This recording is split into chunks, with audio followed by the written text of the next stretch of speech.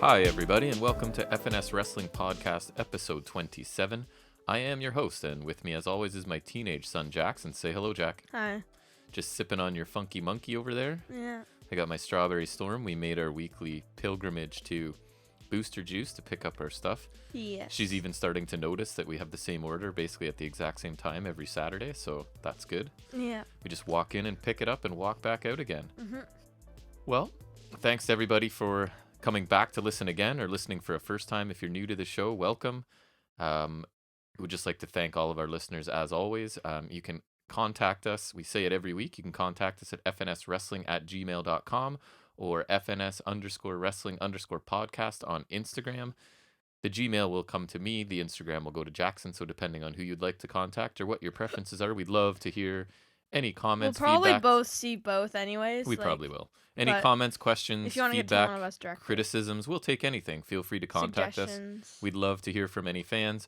We've noticed we've got a bit of a growth in the United States. We're now listened to in like 7 or 8 states, with Michigan coming in hot. You've got a lot of listeners in Michigan, so thank you, Michigan. Yes. I think Michigan is, again, the stats I see, who knows how accurate they are, but all the other states combined, we still have more people listening in Michigan, so that's pretty cool. Welcome.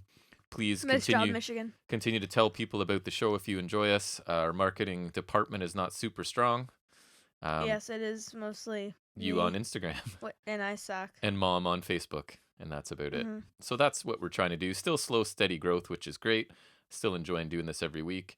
My sports update, not great. My Browns are out in football, although I can't complain. They overachieved this year, in my opinion. The Raptors just lost again, so they're sort of hit So and you're miss doing this good year. this week. Yeah, they're hit and miss this year so far. What's new with you? Another week of school is done. How was that? Not great. The one day I just was burned out, and then another You day were. my head was like killing me. Yeah, so this is us adjusting not to a the strong week. online learning in front of a screen every day when they live in a household that is somewhat limited in their screen access on a daily basis, and now suddenly they're putting in 5 hours or more. So yeah, there's been some struggles along the way, but you guys are still doing really well. Your teacher's really happy with you, which means that we're really happy with you. So yeah, we're still in a lockdown until at least February 10th here, discouraged from leaving our homes other than for essential trips and exercise. Same as it's been the last few weeks when we've talked about it. So I don't know, nothing really new, right? Just kind of not much. getting through the weeks here. So I guess we should probably get into some talk about wrestling. What do you think? Probably. All right, so that is where we always start out with our first segment, which is going to be news and rumors.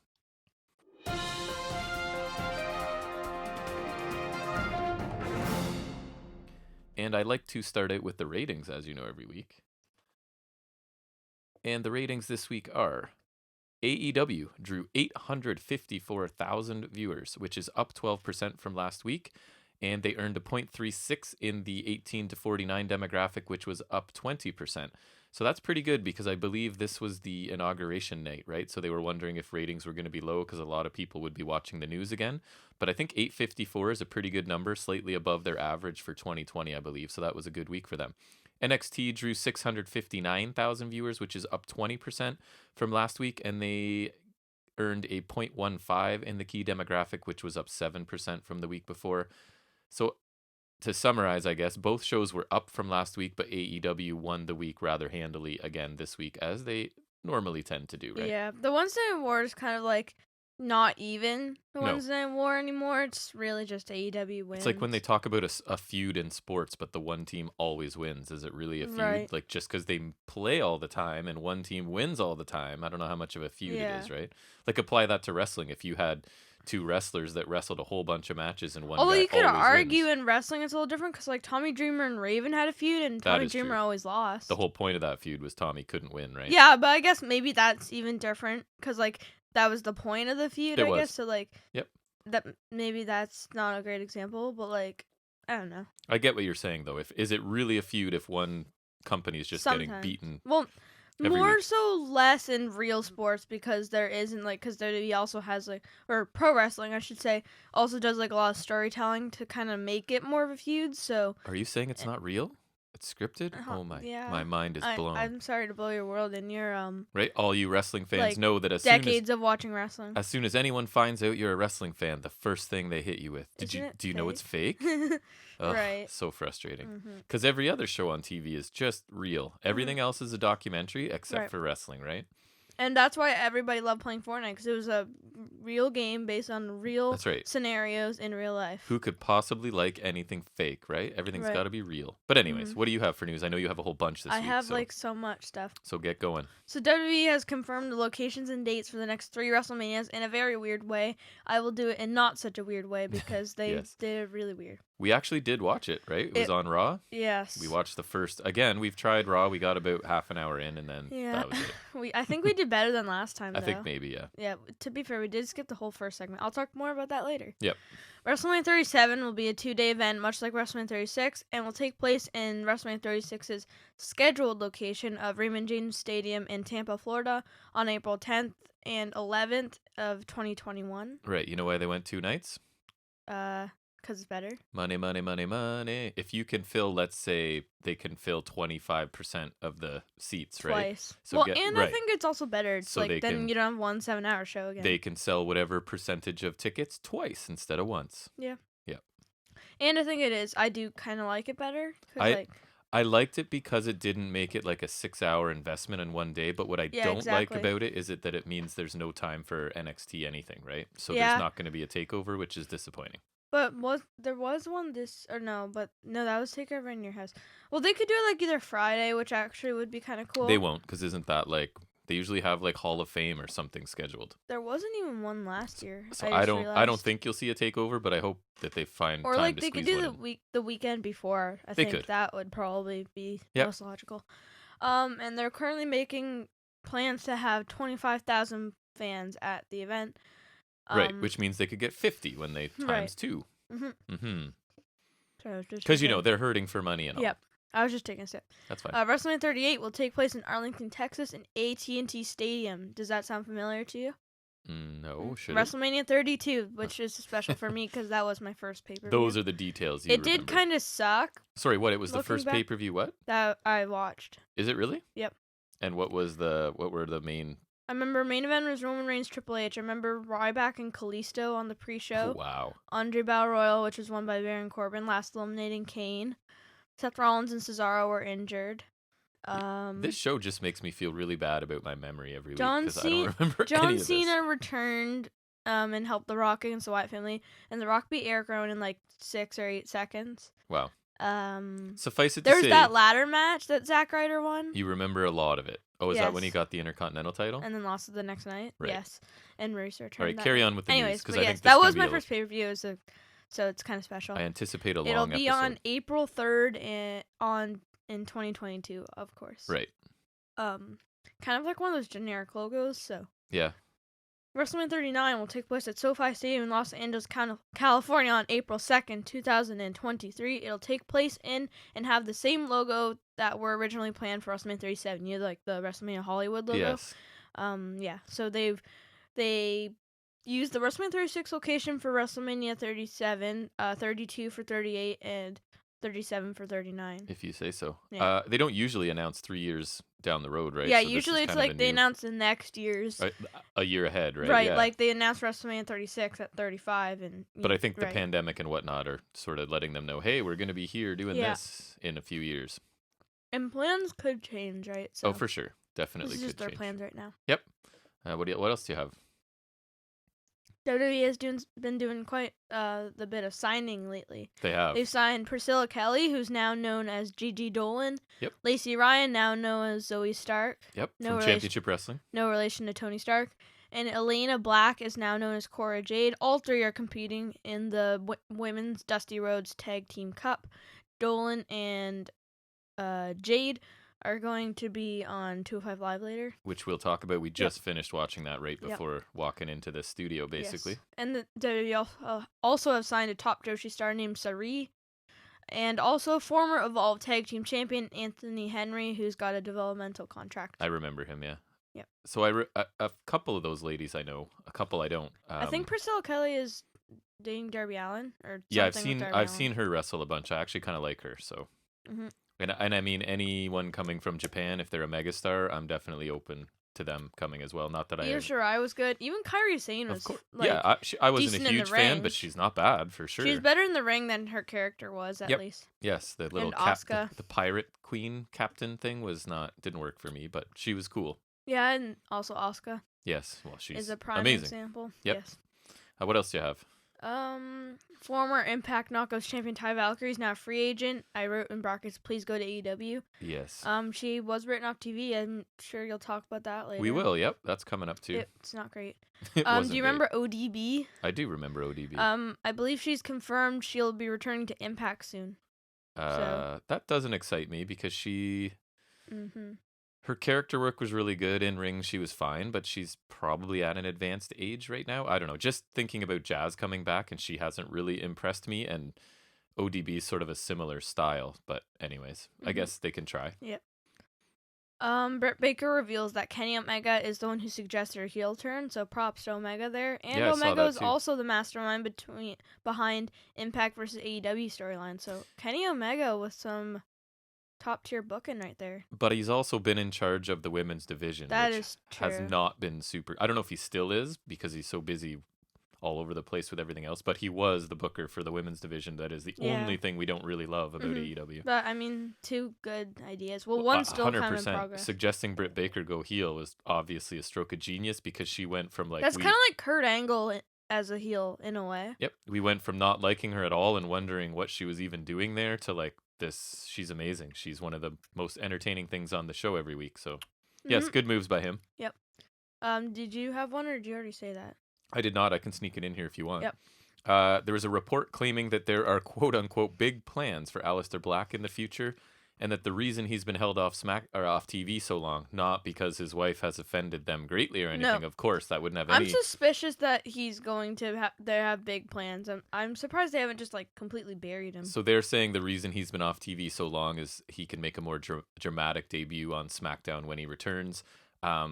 We obviously hope so. He's a can't-miss star that somehow they've missed on so far. Yeah, I'm very optimistic with this, but like also not because it's WWE and I don't trust them. I also think, and I know we just pick on main roster a ton, but his style doesn't really fit that well. No, like him and Ricochet, because they came up together, right? So yeah. I just think they really don't fit the main roster and either. Just his really aggressive striking style, right? That's not right. They're gonna want to tone that down. Right. I think they've even already done that with Matt Riddle. And that's part of his charm, right? He has a cool look and a cool character, and he can really go in the ring. A spinning heel kick in theory shouldn't be a finisher, looks but amazing. He makes it look like a finisher. It looks like it just kills people. I think if a move, just like even if it's simple, like clothesline from hell, for example, if it looks good enough, if you make it look like a finisher, then it can be a finisher. And I do want to talk about that kind of thing more when we talk about 205 Live, but as long as it like looks effective and you do it with like the force of a finishing move, then I think anything can really work. Yep, and unless it's super convoluted. He had a theme and an entrance, and he just had all of that's been taken away. Speaking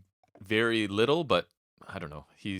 I hope it works out for him. And his trunks and stuff are pretty cool. They changed into crappy tights. I own his T-shirt from NXT, so we know that that's gonna hurt him. They just kind of stripped away everything that's made him cool. They did. But hopefully they have something actually planned for him. We'll see. I do hope that, but I don't trust them. Nope, I agree. All right, back to you. All right. We got like a bunch of stuff. Go ahead. So we got a complete list of Royal Rumble entrants so far. I'm just going to click on the link that I put. There we go. Okay. So men's Royal Rumble. We got Daniel Bryan. Nice. Bobby Lashley, which is not bad. AJ Styles, Randy Orton, Otis. Otis does not make me happy. You gotta fill it up. The Miz, that is true.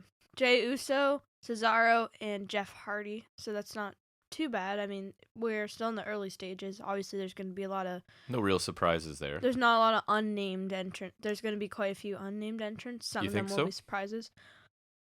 Yeah, usually there's like a few, and it's usually just like a bunch of people who are already on the roster, and then like the odd surprise entrance. Maybe Aleister Black. Maybe that's the plan. Hey, big debut, wins the Rumble. All right, Women's Rumble, Nia Jax, Charlotte Flair, Bianca Belair, Bayley, Mandy Rose, Dana Brooke, Peyton Royce, Alexa Bliss, Shayna Baszler.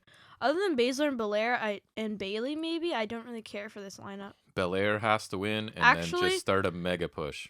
I think I want either Baszler or Belair. No, I agree. I actually think Alexa Bliss could be interesting. Like, I don't think she should win, but I think what she does here can be interesting with her character. So actually, Alexa Bliss could be interesting as well.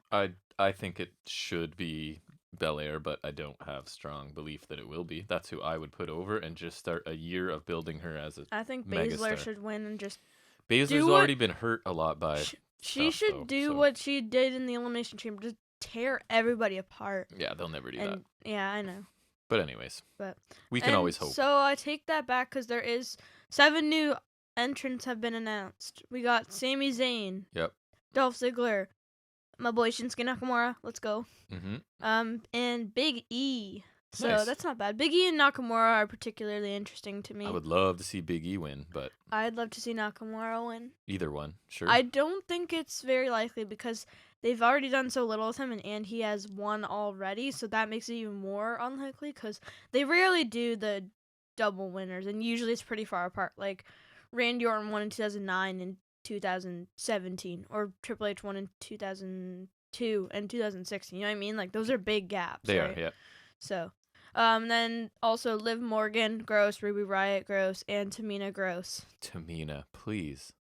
Why is she still even there, honestly? I The don't know. Samoan dynasty is the only thing that's saving her. She must be beloved backstage or easy to work with or something. She There's must got to be be a reason. She must be a really nice person. Because it's not for her in-ring or her character work. But anyways, yeah. what else you got for us? Goldberg and WWE champion Drew McIntyre to return on Raw this Monday. Don't even know why I put that in there because I do not care. Nope. Dolph Ziggler's brother Ryan Nemeth is facing Hangman on AEW Dynamite next week. That's a little bit interesting. That is I don't know kinda anything about his brother. I didn't even know I think I've heard the name, but I don't know. I didn't know his brother. He probably does have siblings, but I didn't know he had siblings in wrestling. Right. I thought his sibling was Mike Dalton from old Ha. NXT, who became who? Tyler Breeze. Tyler Breeze. That's correct. I thought they looked super similar back when he was Mike Dalton. That makes sense. WWE are bringing back guess what pay-per-view they're bringing back? I don't know. Excitement. What was gone even? Fastlane. Woo!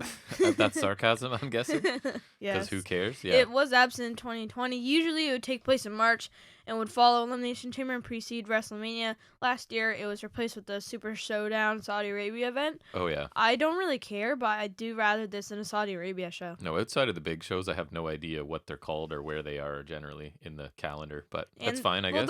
I think the only ones that are easy to remember are the gimmick pay-per-views. We'll watch it, so Like Chamber. hopefully it's good. Doubt it. I literally can't remember a time when Fastlane was good ever. Me either, but that's not saying much.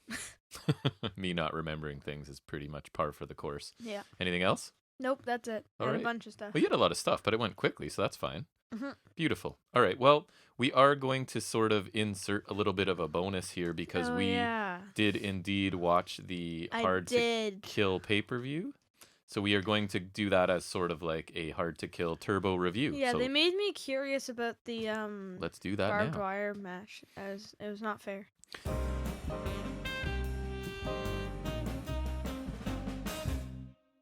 All right, so right away, the show starts with, we have our new commentary team of Matt Stryker and D'Lo Brown.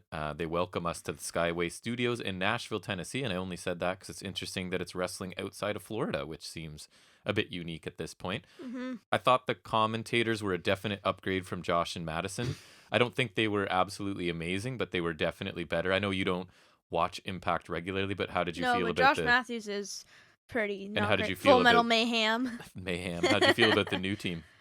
They're okay. I wasn't particularly impressed with D'Lo. I think I've heard Matt Stryker before. He's fine sometimes. And then he gets a bit too much, right? As long as he just sort of keeps an even keel, yeah, he's it's not quite like he's good. Mauro Ranallo where he's actually decent when he's getting all pumped up. But D'Lo Brown, I think he was okay. It's always good to have a wrestler commentator because they have that experience. But I don't know. I just don't think D'Lo. He may grow into it, right? Yeah, He's he new might. too. I just thought each one is an upgrade on the previous one. No, I think that's definitely fair. There's at least that. So I was pretty happy about it. The first match we got was Crazy Steve and Rosemary versus DK. Tennille Dashwood and Caleb. And basically, it was green mist for Dashwood and Caleb, and then a jumping DDT by Crazy Steve for the win. This was dumb. I thought there was just frequent tags and a really ordinary match. It really was not what I look for in an opener. Yeah, and the finish was just like too convoluted for me. Just like, I don't know. I didn't really love it. Again, nothing special, like you said. So Yeah, I don't know why I would have not opened with this. I mean, I would have opened probably with the X Division. yes, that's exactly what That I was was going a to say. stronger match. Yeah. We'll talk about So that. this was soon. not a strong start. I thought this was just a No. decent at Yeah, best, I even, agree. right? Yeah, I would agree. That's fair. Then we move into the old school rules match with Dreamer, Jake, Cousin Jake, and Rhino versus what are now called. This was the pay-per-view of naming things, right? Mhm. Suddenly we have Violent by Design, which is Eric We Young. got another one later. Yeah, Eric Young, Diener, Later. and Doring. So it is an old I school. don't even hate the name, actually. It's I don't not- either. This It's name a I don't little mind. weird, but like so is Undisputed Era. Yeah, I don't mind that name. I thought this was a pretty standard hardcore match. I found it kind of boring at times. Yeah, there wasn't like a lot of weapons. Like it wasn't really even a hardcore match. Like there's No. a few chairs and Nothing whatnot, but, really innovative or eye-catching. If you've seen these types of matches, it wasn't really offering you anything new. I think Jake took a pretty big move into some chairs that were set up. It was the only really thing that I thought yeah. that caught my eye. At one point, Doring takes out all three faces despite them having chairs, right? Trying to make him look super strong, taking out three guys Yeah, that are I wielding don't even chairs. remember any other weapons besides chairs. No, me either. Maybe a trash can, but I'm not even 100% sure. The pinfall, I didn't love Jake taking the pinfall as he's the only young wrestler on that team who kind of has something he could gain or be built into something. Where like even though he's not like a main eventer, he at least is like not like past his prime. Right, I guess. like what's a pin gonna hurt Dreamer or Rhino at this point? Right, It wouldn't especially matter when at all. Dreamer's playing detective. Yeah, so I thought this match was pretty forgettable as well. To be honest, the start of this pay-per-view was not strong. Mm-hmm. Then we move into another new name that is Fire and Flava. This one I did not like. I don't either because I feel awkward. I'm not cool enough to say that, right? I just Fire feel and Flava. kind of silly saying it every time, Yeah, but it is and they referred to them as Fire and Flava so much, like, and it's just like when you say it normally, it's like Fire and Flava, like Yeah. it just sounds weird. I just would have rather Steels and Hogan. Although I do love them, I'm on record as they are one of my favorite acts. So it is Kiera Hogan and Tasha Steelz versus Havoc and Nevaeh, and this is the culmination of the Knockouts Tag Title Tournament, and this match is for the championships. So the end sees Hogan and Steelz win with a fisherman's neckbreaker to Nevaeh for the 3 count. Yeah, I enjoyed this match. I was hoping it was for fine. I think it was kind of like the other matches. Nothing special, but like it was better than the other matches. At It least. was, but like still nothing special. I was still hoping for more, and this overall this tournament was a little disappointing for me because I love the Knockouts division. I think talk about what it all the time. hinders it too is no crowd in any way. Just doesn't. They were piping in noises this show. They but were. like that. It sounded a little better, but like it almost doesn't really help at all. Cause like it still just looks empty. It like, helped me. I quite like it helped me a their. bit, but like So they did start they need more than that. piping in sound, and the sound was not obnoxious and overdone. It was actually kind of subtle, and I think it helps. And they actually as well carried it over into Impact this week, and I think it helped me there as well. Because if I'm focused on the action in the ring and I hear a little bit of a crowd, it helps me. Even though I know they're not actually there and I can't see them, but if I'm focused on the action in the ring, and it wasn't a little more for me. and it wasn't obnoxious and constant like WWE, where it's at too loud of a level, especially when people are cutting Yeah, it's just promos in the ring. constant. So I actually thought it helped. I enjoyed the match. I think it wasn't great. It could have been better. Steelz and Hogan were not as loud and animated as they usually are, which was somewhat disappointing for me because I like when they're just yelling the whole match and just it's part of their character. But I guess kayfabe, you could chalk it up to this a very high stakes match, and they took it a little more seriously or something. It was never mentioned by anybody, so I thought it was a bit of a change in their character, but they still picked up the win. So I guess Havoc in particular hit a couple nice power moves, a power bomb, and remember she caught both of them off the ropes and hit a fall away slam. I think it was, which was really cool. Their team really needs to establish their characters more. Like, are they heels? Are they faces? What's their connection? There's been nothing really explained. So the end result was correct. I think I've been saying that I would be pretty much personally offended if Hogan and Steelz didn't win, and they did. And I think that they should have a long, loud, obnoxious run with these titles, and we'll see what happens with them on Impact this week because they start planning. They're literally right now the Impact's Iconics. They are, but a little bit better in the ring, I think, for the most part. Well, at least better than Billy Kay. Peyton's okay now. Then we get Ace Austin, who comes out and he basically complains because I think something he was doing on the pre-show, which we didn't see, got cut off, and that he basically didn't have a match, and he thought that's ridiculous. I really hated this. Not his promo, but No. what the result of it. So then we get a surprise match, and it's Ace Austin versus a debuting Matt Cardona. I just laughed so hard because I know you're not a fan of him. I'm not, but I actually think he fits here, right? Like, I'll talk about it in a second. Another reason I laugh is because I know you don't really like him, and then he's also going up against the guy one I of your love. favorite guys, and there's only one way this can go. So you're right. I didn't love that choice. I don't mind Cardona being here. I'm not a big fan, I'm not going to lie, but I think he's a pretty decent fit. He looks huge compared to Ace Austin, right? And very tan. And he basically dominates Austin until Fulton gets involved and forces a DQ pretty quickly, right? This match never really got off the ground, I don't think. Because it wasn't even announced. Right. And Cardona fights off Fulton to stand tall at the end of the segment. So I was very critical of Cardona in AEW. I don't get what the point of this was, if I'm being honest. So I was critical of him in AEW, but it was mostly because of the fit, right? That roster is stacked and has no room for Cardona or anybody else really at this point, I don't think. He's not a big deal in AEW when you compare him to the talent there. Now flip that to Impact Wrestling a little bit, and I'm not trying to insult them. It's just the way it is, right? He is more of a right. They're not AEW. Let's just be honest. So I hope Austin gets his revenge at some point, but I imagine it's more likely that Cardona picks up a win over Fulton or something to start his career in Impact. Although I now have seen Impact and know where it's going, but I'm not going to change my notes because I actually know now what happens. But anyways, Cardona in Impact kind of makes sense to me, right? He seems like a good fit because there's less top tier talent there. So guys like him, Myers, EC3, Eric Young, in my opinion, are the perfect types of talent that you can elevate them on Impact up to the main event maybe, but not any other company, I don't think, right? Yeah. So I think this is the sort of talent that's right for them. It's smart to plan a fairly big debut. In theory, more people are watching because of the AEW crossover, right? So I think they're trying to say, hey, we got a few more eyes on us. Let's get Cardona out there. But again, yes, I do not like Ace Austin being a victim of Cardona's first match. Even if it's like it was a DQ loss, still, like... Yep. He doesn't need to be involved with Cardona. He's better than that. I agree. Then I found the pay-per-view sort of picks up here, right? We get the Triple Threat X Division Championship match between Manik, Rohit Raju, and Chris Bay. One of my favorites, as anyone that listens to the show knows. So Manik wins what I thought was a really fun match. Yeah, I actually enjoyed this. Yeah, it was. But I had one criticism. Yeah.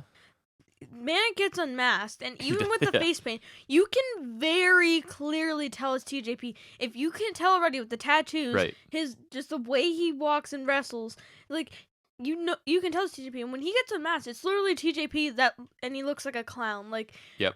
I don't know what did the commentators want to look like idiots? Like, so I was gonna join in with you obvious. here, but it will kind of come up again in Impact this week, so I'm gonna save it because you're not wrong, and you're gonna see it's it's like, were he gonna complain about that or something? An issue I had, will come up during the weekly show of Impact this week. But that just it made no sense to me because it's like, is everybody an idiot? Like, it's clearly TJP. So the problem for me, I'm sort of bringing up what I'll talk about later, but that's okay, is Rohit's the mega heel, but he's right. He's 100% right here.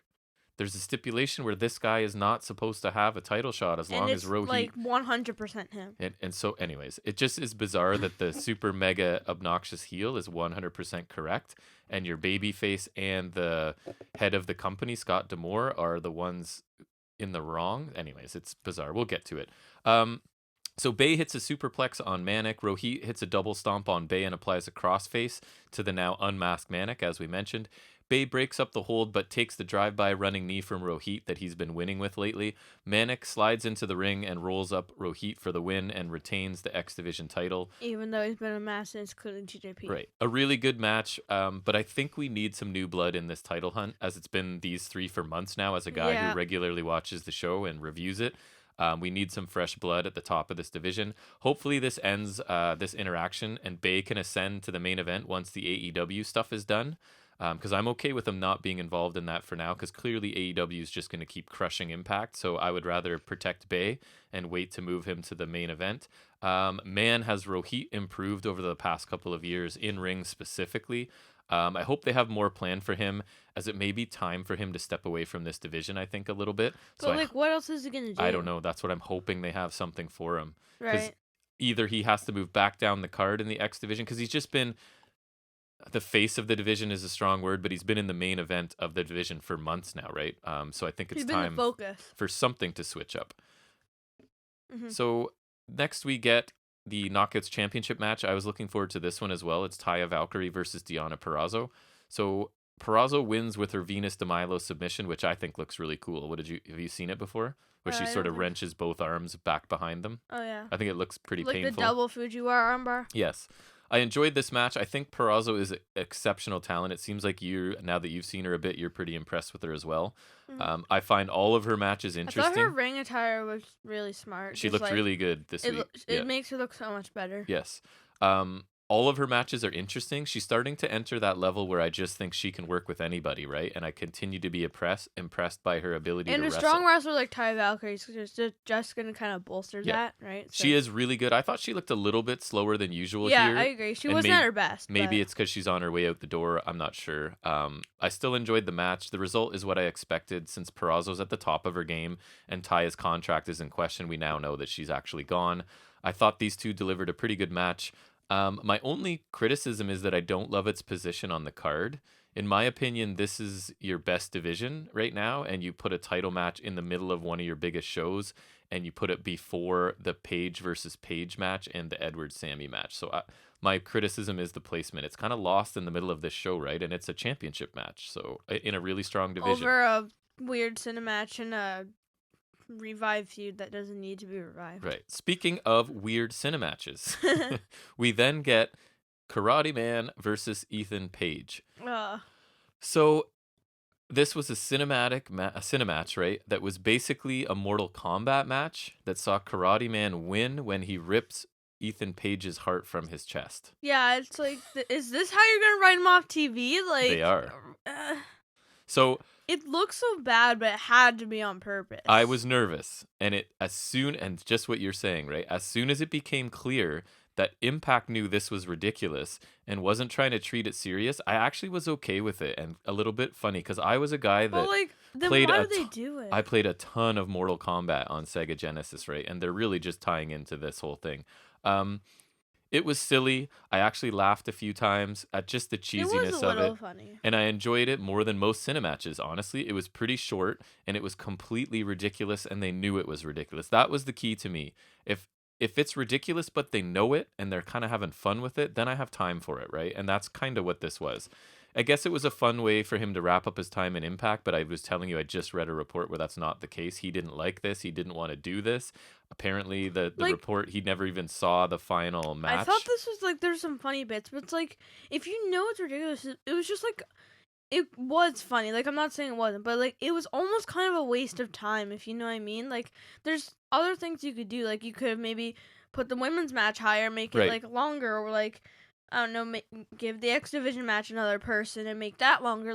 There's more, relevant stuff you could do rather than this. I would probably agree. And apparently, Callis was really big on this, and Paige wasn't.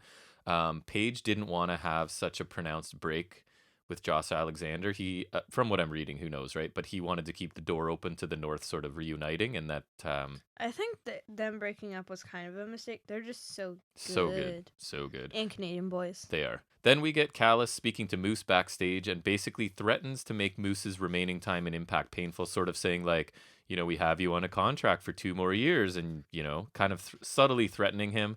And then didn't you say it was not so subtle? Yeah, and then it ruined it because he just comes right out and basically says it. I like the sort of implication that got your contract here. It says we've got you for a couple more years, and I thought that was subtle and kind of cool. And then it went overboard into very overtly. Dudes are fired. Right. So I was not thrilled with Moose being replaced in here, but. Or you mean Moose replacing Shelley? Yeah, sorry, Moose replacing Shelley. But when we get to the match, my opinion might change a little bit there. I do at least the notion that this guy really cares about winning, so you're gonna want him on your team, and he's quite an Impact mainstay at this point, He right? is. So he is going to be the kind of guy, even if he's a heel, to defend the company's. And Quote even unquote. though I hated his stuff with EC3, I think Moose should be I at think the that was top more of this EC3's company. fault, probably. Probably. And just the writing and stuff, I think, as Yeah. well.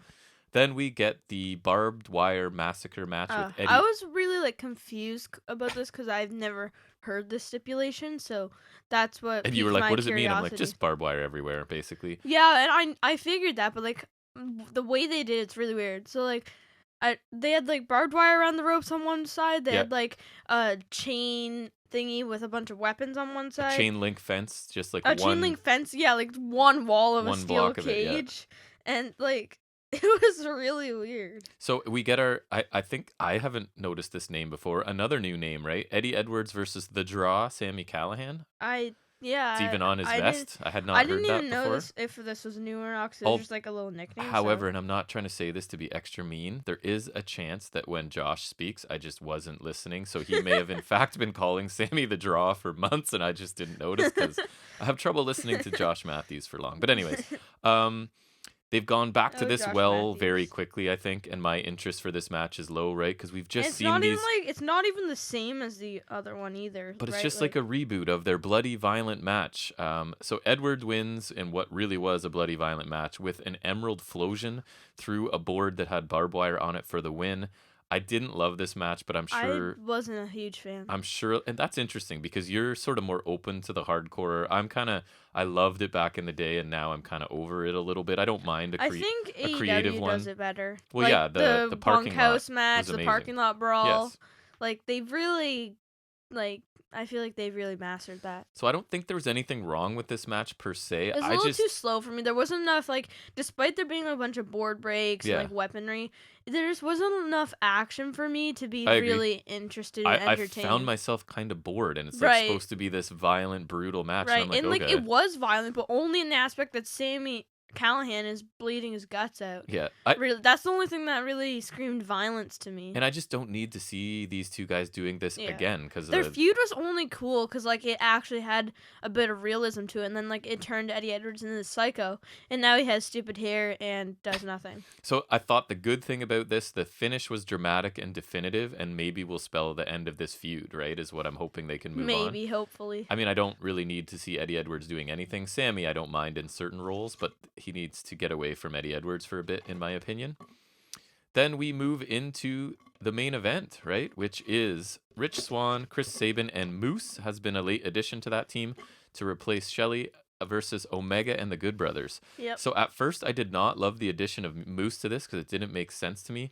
But in ring, he proved us wrong. Between his explanation, right, that in the little promo where he talks about he's going to be trustworthy between the bells, right? He did a freaking standing moonsault. I did not know this guy could do that. Like, I was just like, what? So despite being this mega heel, right, he promises the faces, like, I don't like other people.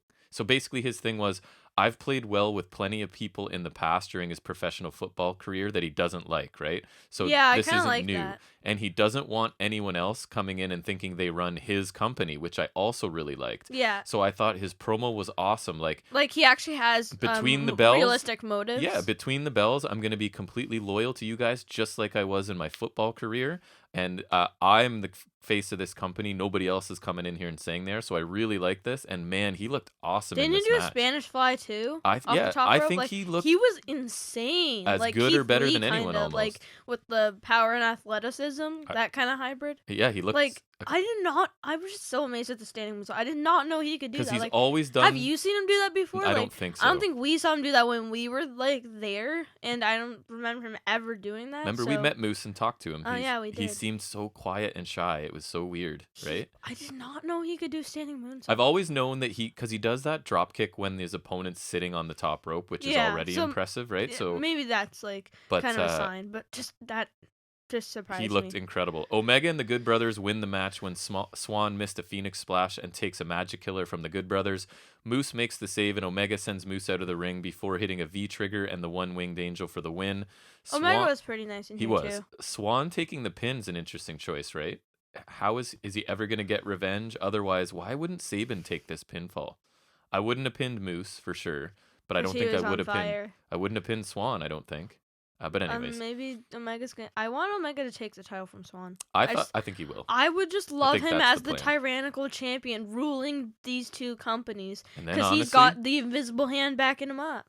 you could build to him facing Moose, although it's kind of heel, I guess. But Maybe you turn Moose face, because like he has been a face before. or Kenny Omega, Chris Bay, and that's how you put. Oh, there it is. That's how you make Bay a megastar. He beats Even Omega. like, do you think he could be a face? Because like he could finesse He could, people, but like yeah. it could almost be Yes, cool, he right? could. Like he could be like that cool baby face who like he's kind of a heel, but you love him for it. Kind of like Eddie Guerrero. Eddie Yes. Guerrero cheats all the time, but people love him for it. It So could be. It could. We're fantasy booking Impact. now that I say that out loud, Yo, that's what I want Impact, to hit us happen. up, bro. Right. So I thought this was Damn, we just booked the whole perfect scenario. I thought Damn. this was an excellent match, and I thought Moose in particular shined brighter than I expected. I said it already. I was just so impressed with him. Like, Yep. damn. This was a fast, well-worked match.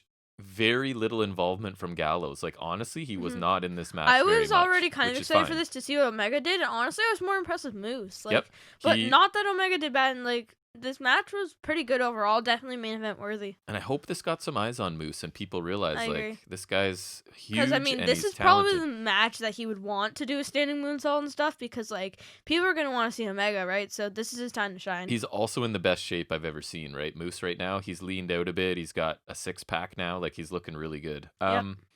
So this seemed more important and, dare I say, better than most Impact matches, right? There was just something more important about it. Maybe it's the freshness of Omega. It is the big reason for it. But whatever it was, this seemed more important and just bigger than a normal Impact main event. So overall, the show was a mixed bag for me. But I thought this was better than most of their I agree. pay-per-views lately. Like, I remember I think we watched Bound for Glory was not great. Well, And one of my main things here was we watched this in one sitting, right? And that's a good sign. And it didn't even, like, it wasn't too painful. Like, the the old school rules and the barbed wire and the match were not great, but... Yeah, the first two matches, the opener. mixed tag and the old school match were a miss completely. Everything else was at least decent, right? The barbed wire match wasn't for me, but I don't think it was bad necessarily. I enjoyed all the title matches and pretty much loved the main event. So I would have to give this show actually a pretty impressive B+. Yeah, it was actually, like, pretty enjoyable, I think. It was. Depending on what else they put out this year, but it would be contending for their show of the year already. I thought it was like, because like I don't think they're gonna put out completely strong pay-per-views all year, which is why I'm saying, knowing Impact, this will probably be one of their best. And honestly, after those first two matches, I felt like it kind of flew by, right? So I gave it a B+. If you off the top of your head, I would probably give a similar rating because like I really like the main event. Good, me too. All right, so that wraps up that Turbo review, and it will take us into our first. We should just like do some episode where we're fantasy booking stuff because we just booked like the perfect Impact thing. We did make Chris Bay a star. That's the bottom line. I just think Omega would be perfect heel champion. Then like Omega or Chris Bay could he could be the next Eddie Guerrero in the aspect he'd like kind of. Like, instead of cheating, he finesses people, but, like, you love him for it. He does it in a cool way, right? And you're like, making a star that hasn't been a star on any other major promotion. You're not going to be accused of just recycling a guy. You're building a guy. And I think just, like, I don't know, I just think... But anyways. I think his gimmick just kind of fits that Eddie Guerrero kind of, like... He cheats, but like he's kind of lovable. At the same he's time. sneaky, like, but he's so cool and charismatic about it. You like him. Exactly. Yep. And, like he's got kind of the charisma, like Eddie Guerrero, like The Rock. Like he's got the charisma, and then I think that makes his cheating or finessing like cool instead of like he finessed that guy. Well, and I hate him. he can get one over on the stupid heels all the time, right? Like that would be interesting. So like he did with Rohit, right? So. All right. Well, let's end the Chris Bay hour and move into our first regular in-depth review on the Wednesday Night Wars, and that is our AEW Dynamite review. Yes, which is me.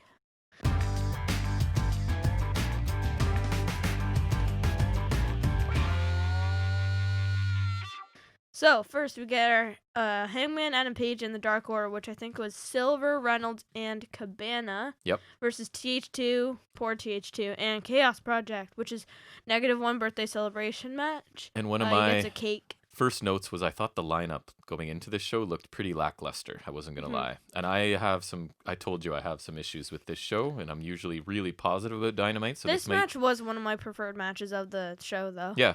So John Silver cuts a promo, talks about how they're going to get a new recruit, and it's Brody Jr.'s birthday. Happy birthday, whatever. Chaos Project interrupt. Luther says AEW has become a daycare center. Luther insults Brody in Dark Order. He says Chaos Project do not like children, which I thought was kind of funny. Right. And they will ruin Brody's birthday. I thought his voice was surprisingly high pitched. Like, he does not sound menacing in any way. No. Brawl. TH2 run out. Hangman comes out and dives onto the pile. Silver and Angelico start the match. Flapjack uppercut by Reynolds and Silver for a 1 count. Angelico takes control and tags in Luther. Butterfly suplex for 2 by Luther. The best thing I've seen him do.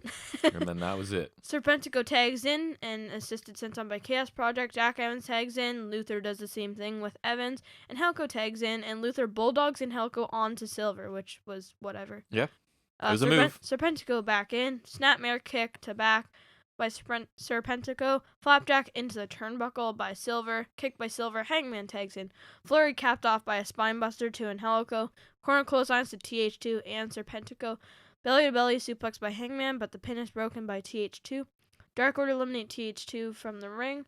Rolling elbow by Hangman, aka discus forearm. And the flying apple from the second rope by Cabana to Serpentico. Follow-away slam by Hangman to Angelico. He kind of missed the kip-up. He did not land his kip-up, but we'll forgive him Hangman because misses he's a awesome. plancha. Cannonball by Silver to Evans. He is awesome. I cannot wait for his figure. It looks like it kind of has clown feet. But whatever, I don't care. It's Weird. Hangman. Tope con Hilo, just like they're big. Yeah. Tope con Hilo by Reynolds to Chaos Project. Moonsault to the pile of people by Hangman. You better believe they're staring up at him. A pile of people waiting to get jumped on. Love it. Cabana tags in. Body slam. Silver and Reynolds piggyback on Hangman and senton on Serpentico.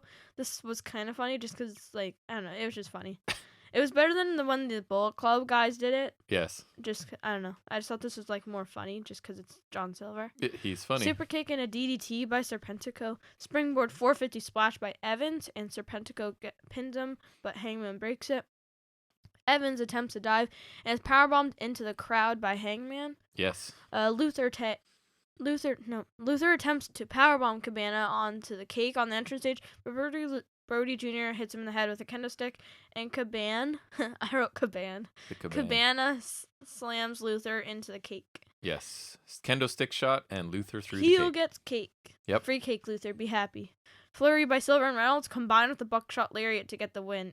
This was really cool. It's the like finishing combo was very cool. Yeah, it was like their usual combination with the buckshot lariat, and like it was perfect too. The buckshot into the German, and then Reynolds gets the jackknife pin. Right. And that gets them the win. It was pretty cool. Really fast, looked really cool. Yeah. The and then Brody sequence. Jr. hits Serpentico with the kendo stick and throws papers at him. And then Silver kind of like gets down and almost proposes to Paige in the ring. He's like Hangman's a good wrestler and he has nice hair and he likes him. He gets on one knee and asks if Hangman will join the Dark Order. Hangman says he can't, but then he said yes. They were so sure he was going to accept that they just fired up the celebration. And they all start celebrating, and then they stop. And Hangman says he's had fun, but he tried to put it off, but he had to say because they kind of forced him into a corner. He said the group thing didn't really work out before for him. Right.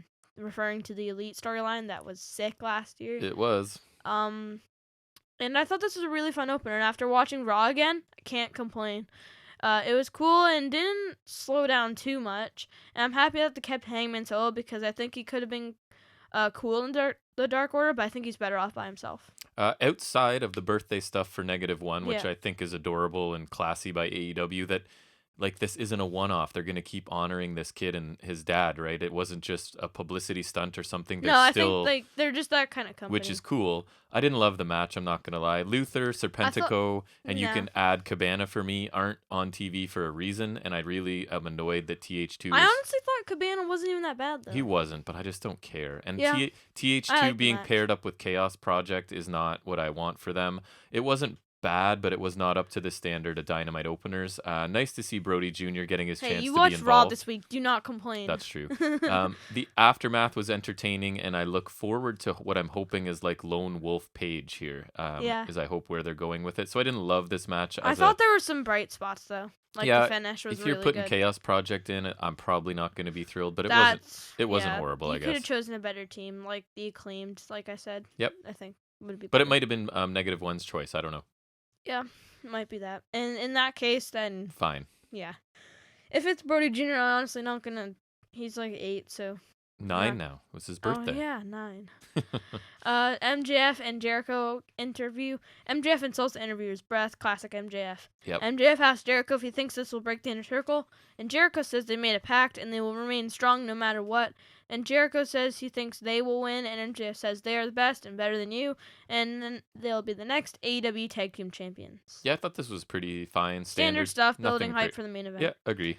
Sting congratulates Darby Allin. Little late for that, bud. He won the title in November. But I think he's congratulating for the win against Cage. Still, little late, bud. Yes. Tony Schiavone introduced Sting. It's Sting! And he panders right away, right? Oh my god. He does the "you remind me of me" thing. Yeah, he's like, Darby reminds him of himself, and he likes him. I'm just like, no. Yeah. And then I have Taz interrupts and speaks for Jack and I, because he was basically just ripping on them. Oh, yeah. Sting says he wants to be the first to congratulate Darby. Sting says he just wanted to make sure Darby had a fair chance to retain the title. Nobody cares. Team Taz interrupts and Titantrons. Taz says Sting coming out with a baseball bat is unfair. So, And he says they should take it to the streets. I'm not getting everything here. I'm just covering the gist of it. Darby tells them to be careful what they wish for. I just wrote, don't do this, AEW. Please don't do this. I don't care if it's a weird street fight cinematch thing. I don't want Sting in any match period, especially if it's involving Darby Allin. Keep Darby away from this old geezer. I thought the whole segment was kind of weak here. Taz had some nice intensity, but I just don't want to see this. And I thought Darby Allin's lines at the end felt scripted and cheesy, and I did not like it. They're gonna make me not like Darby Allin. I don't want them to do that. I didn't like the lines he had. Sting is going to make me not like Darby Allin. That's what's gonna happen. Yeah, I was not a fan of this segment either. This show did not start out strongly. I feel bad for Darby because he is such a promising talent. He is a future main eventer, no doubt about it. And Taz has a somewhat promising faction too. Like, nobody is gaining from this except for Sting. And he's not doing anything. Exactly. Like, what is to gain Come here out, other than publicity? pander, chase away heels with a bat. That's it. I Repeat. really don't understand what they're gaining here. Me either. But we might be the only ones. People love Sting. I think bring him back, honor him, whatever, old. but he doesn't need to be on the show every week and involved with if he died, I would understand honoring him because he is a legend of the business. He does not need to be, like, doing actual stuff. Yep, I would agree. Moving on. You could complain about this all day. This would be like if Undertaker came to Raw or something and ruined, like, Aleister Black. That's exactly what this is. If Undertaker came to Raw and was like, Aleister Black, you remind me of me and I like it. Yeah. And then the Hurt Business interrupt and they're like, you chased us away with a shovel and that's not fair. And then he says, let's take it to the streets. And then Aleister Black says the dumb line, and then we get Aleister Black and Undertaker versus the Hurt Business. We get the comparison. That would be suck exactly what that is. Brief Baker Rosa package. That's all I have next. Oh, I didn't get that. Was it just a package? I guess I must have missed it. I don't even think it was like a promo package because I probably would have made notes on it. I was just showing them, I think. No, I remember. It was like just like I think a package, or was it after this? No, it wasn't. But it was just. I guess it was just some hype package. Nothing stood out because I didn't make any notes other than it happened. I must have missed it or forgotten about it. The Elite meet up at Kenny Omega's house. Michael Nakazawa. Yep. And he's kind of acting like he's the butler or something, yeah. Right? Like escorting them into the house and whatnot. Yeah. Nakazawa says the Bucks have been expected. The Bucks find oil painting of Omega and Callis is ripped. Pretty funny, yeah. They're two jacked, shirtless dudes. A nice oil painting of it that was kind of funny. Callis walks in. The Bucks are angry about last week. Callis says Omega's too busy to attend a meeting at his own house. Yes. Which I thought was actually quite funny. I kind of like it because we talked about it. I think that it's like Callis is trying to isolate Omega and be the only one that can influence him at all and sort of divide him from the rest of his friends. Right, because he knows that the Bucks are going to try to Right, they're not going to agree with everything Callis wants to do. Right. So he's trying to separate Kenny. Which I think is actually cool. It does create this cool dynamic. And AEW are good at booking except when it comes to Sting. Callis has been killing it with this character, so I'm fine with it for now. I agree. He says Omega has a new number, so that's why Omega hasn't been responding to their calls. Callis tells Nakazawa to take Marvez and the cameraman to the dungeon, and says, don't worry, it's just a wrestling thingy. So I guess maybe a reference to the Heart Dungeon? Yeah, probably. I don't know. Callis says the Bucks and Omega are both very busy. Callis gives the Bucks checks because he calls their friendship with Kenny an investment. Yeah, he's basically just trying to pay them to leave and leave Kenny alone, I think, at this point. Yeah. And Callis says they were great friends with Kenny, but now they're holding him back for some reason. Matt says they used to work in Impact and they don't want the checks. and then it's implied that they beat up Callis, and we'll talk about that later. Right. I thought it was pretty decent, probably a bit too long for me. I thought Callis did a good job. I thought Nick was actually not very good here, but I thought overall the segment was okay. Nick is my preferred Young Buck, though. It was a little bit long, maybe almost like self-indulgently a bit long, but it was okay. I think on the mic, the Bucks are kind of interchangeable, but in the ring, definitely Nick Jackson's the stronger Buck. I thought Matt did better character work here, but I generally prefer Nick in the ring for sure. Yeah. Anyways, Cody Rhodes versus Pretty Peter Avalon, so he's kind of like a knockoff Rick Rude. And Cody's up to up to 19 pounds of muscle he's added now. Oh, yes. So that's an extra 5 from the 14 pounds, yes. Yep. Cody still has his weird Snoop Dogg hybrid theme. It's like it'll do his beginning part with the da-na-na-na-na-na-na-na-na-na, and then it plays the weird Snoop Dogg thing, and it's really weird. And then it goes back to his theme, but I really don't like it. He hits an immediate crossroads. Jade Cargill walks out to the stage and a low blow by Avalon when the ref is also distracted. Knee target moves by Avalon. Chops by Cody. Superplex by Avalon. Chops outside the ring by Avalon. Suplex by Avalon for a 1 count. A double clothesline. Avalon misses a moonsault. Leapfrog fail by Cody. It was almost purposeful. I'm not really sure. It's hard to tell. Cody sent to the outside. Suicide dive by Avalon, which I was kind of surprised by. Back in the ring. Cody cutter by Cody.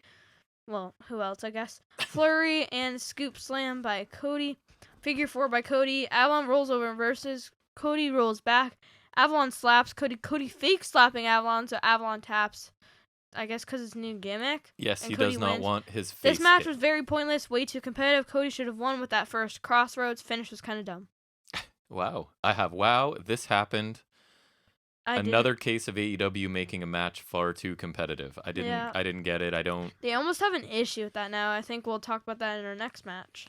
Yes, and I agree. So I did not love this match next, either. WWE have no concept of next. And if you've noticed, I have not loved anything yet this show, and this is really weird for AEW for me. But anyways. I thought the opener was fine. Carry on. FTR, Jurassic Express interrupt. Jungle Boy says their match taught him he could beat either member of FTR. Dax says he'll face Jungle Boy next week. Luchasaurus says he'll make sure nobody gets involved. So they're setting up Jungle Boy versus Dax Harwood. Yeah, I thought this was a simple progression of this program. I was fine with it. Nothing special. Jon Moxley versus Nick Komoroto. Comoroto. He's an impressive looking dude. I've never heard of him or seen him before. He looks like but he's a big bigger man. and more jacked Noe Jose. They said that I've seen him described as a slightly more jacked Bruiser Brody, which isn't bad either. I like his last name. It's kind of funny. I've seen he's on Dark. Comoroto. Yeah, I haven't seen him it's before. It's kind of like Canada, where it's like Canada. But what star power we're getting? Oh yes. Right. Headbutt by Mox. Corner tops by Mox. Corner clothesline by Mox. Komoroto catches crossbody and hits slam. Corner stomps by Komoroto. Corner elbow by Komoroto. Backbreaker by Komoroto. Backbreaker by Komoroto. I'm amazed that I have not messed up his name yet. Doing well. Mox bites Komoroto. Strikes by Mox. Ushigoroshi by Komoroto for 2, which actually looked kind of nice. Yeah, he didn't look too bad. Komoroto misses corner move, but he is definitely dark guy, so there's that. Misses corner move and hits the turnbuckle hard. Chest kicks by Mox, kind of like yes kicks kind of style. German suplex by Mox. Lariat does not phase Komoroto, and then Mox chokes him out with the sleeper hold for the win. And then he says, anything can happen on Dynamite and things are getting crazy. Mox says you can't keep track of who's in Bullet Club or the Elite or Impact, but he doesn't care. Mox says Kenny thought bringing in the Good Brothers would protect him, but Mox says it's just more people to beat up. Yep. Mox says Kenny can bring anyone he wants, but they all go through him. I wrote too competitive. You're telling me the guy who held the world title for the majority of 2020 and dominated the main event scene. That's right, buddy. Can't put away some loser who lost to Scorpio Sky in seconds, because yes, he lost to Scorpio Sky on Dark. After the headbutt, I was expecting a paradigm shift, but nope. Why would that happen? Good post-match promo. I have, again, this was fine, but why? This one angered me a little more than the other ones, because this guy was, like, it's not like other guys where, like, they may have done good, but, like, this guy dominated the main event. He dominated guys like Brody Lee, Lance Archer, Brian Cage, MJF, Chris Jericho. Like, those are top-tier talent right there. So, Mox did not look strong in his return. He was dominated and Jake Hager. For most of this by an unknown until he locked in a submission at the very end. Some of these guys may be a bit too unselfish, I think, and while it's a nice change of pace to see them giving opportunity to these guys, Sometimes you gotta know when to dominate a guy. It really starts to annoy me at some point. Peter Avalon should not be competing with Cody, and this guy shouldn't be competing with Mox. This is not even biased because it's Mox, but I just think because he was in the main event for so long and destroying guys. Like, yeah, the promo after the match was good. The match itself, I have some issues with. Again. Yeah.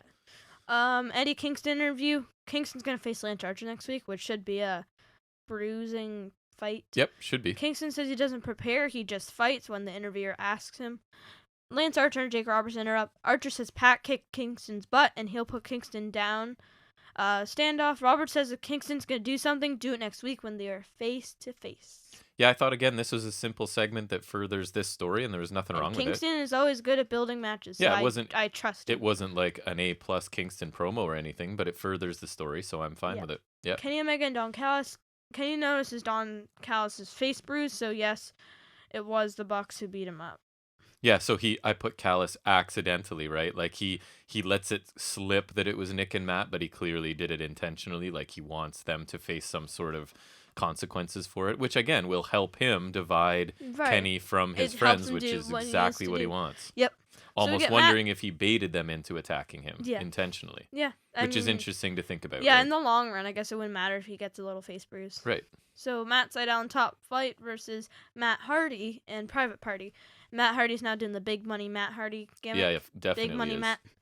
Private Party are now #1 contenders to the Impact Tag Team titles, which I think you'll cover later. Mm-hmm. So that's interesting. More of the crossover. So I mean, I like that, and it was a nice surprise. I think they'll benefit Impact. Yep. I think they're the kind of team that if they were an Impact, they'd be a top tier team. Whereas here, they're just kind of not that they're doing bad, but they're just like they're not going to be main event yet. No, the division is stacked. In Impact, they can go and polish their skills and so I think it's almost beneficial for both sides here. Yeah, I agree. Impact gets a good team, and Private Party gets more experience. Yep.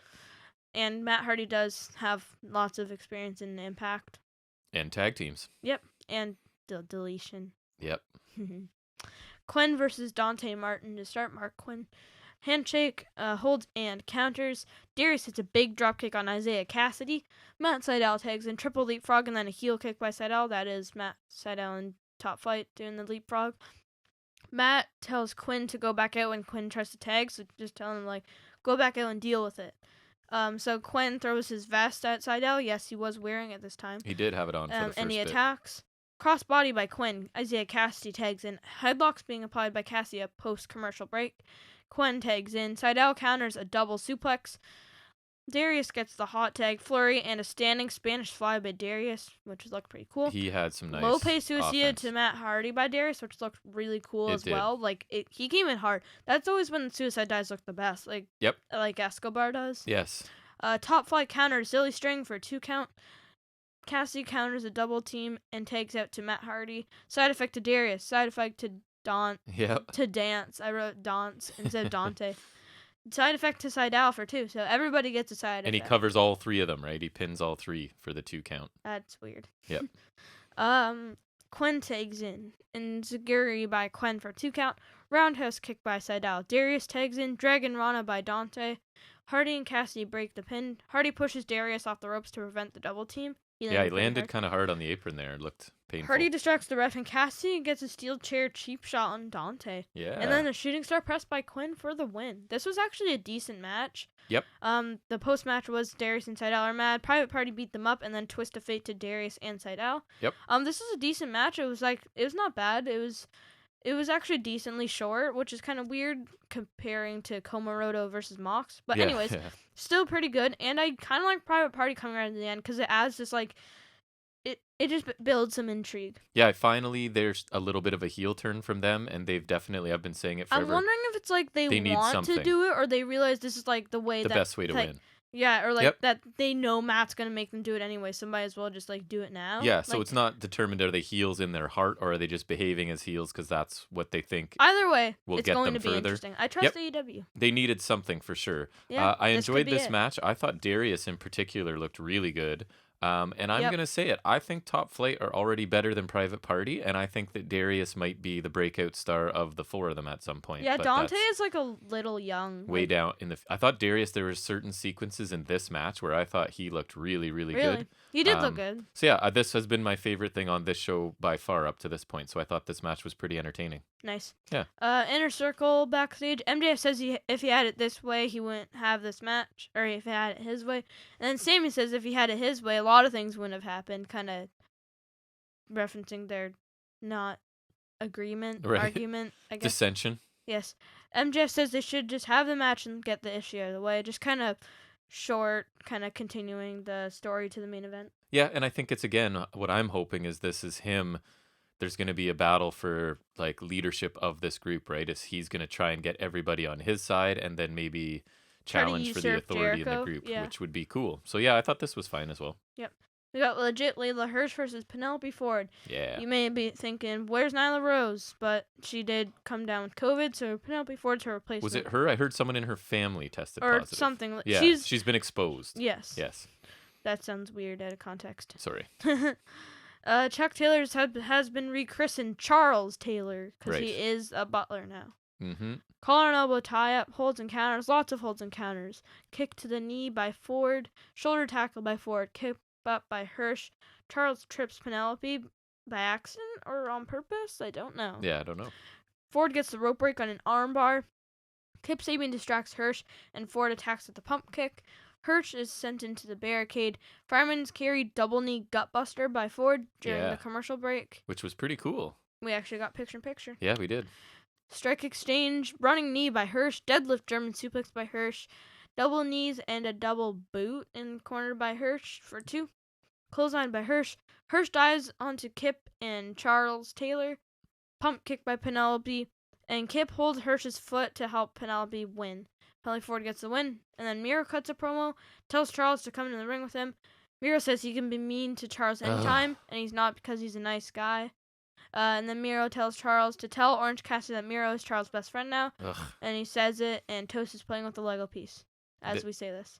This was... Or Toast was playing with Lego piece. So the match I kind of liked. You know I love Hirsch. I think in the future she could just be a big deal. She's just got a different style, a different look. She's just kind of this compact killer. I love it. Ford picking up the win I actually think is the right move. I like Hirsch, but she has time, and they could use Ford in the women's division now. She looked pretty decent too. She had some cool offense. I absolutely hated the Miro stuff afterward. This felt super WWE to me. These are fully grown adults, right? Like, I want you to say that you're my best friend. And the other guy is sitting there hearing you make him say it. So why would he care or assume it's sincere at all? He knows it's not real. Right. This was so bad. I felt like this was just WWE. It came right from their creative team, right? Like, ooh, you're going to talk, a grown man, you're going to stand there and say that you have a new best friend. It was not entertaining at all. It was really bad. I really disliked it very much. But the match itself was okay. And I think Hirsch looked kind of strong, but she basically, it cost her the match to attack the guys outside the ring, and then they still needed a little bit of interference from Sabian, right, for the win. So I thought Hirsch looked good, who I'm most concerned about, and I think there's room for Ford in the women's division to get a bit more exposure as well, because she's pretty good. Mm-hmm. Yeah, it was a decent match. Ford did look pretty good, so. The Miro part was awful. Yeah, I didn't love it, but when you explain it like that, it does sound pretty stupid. They're grown men, and he's standing there. Anyways, yeah, it was bad. So backstage, and Bullet Club are beating up Penta, which made me really sad. And then I just wrote, take Phoenix instead. Yeah, I guess. Yeah. No offense to Phoenix. I think he's great, but Penta is better. Yeah. You like Penta. I love Penta. He is great. I can't wait to get his figure. Yep. Because I do have it on the way. Was it the pointy boot to the eye segment? Is that what that was? I think so. Yeah.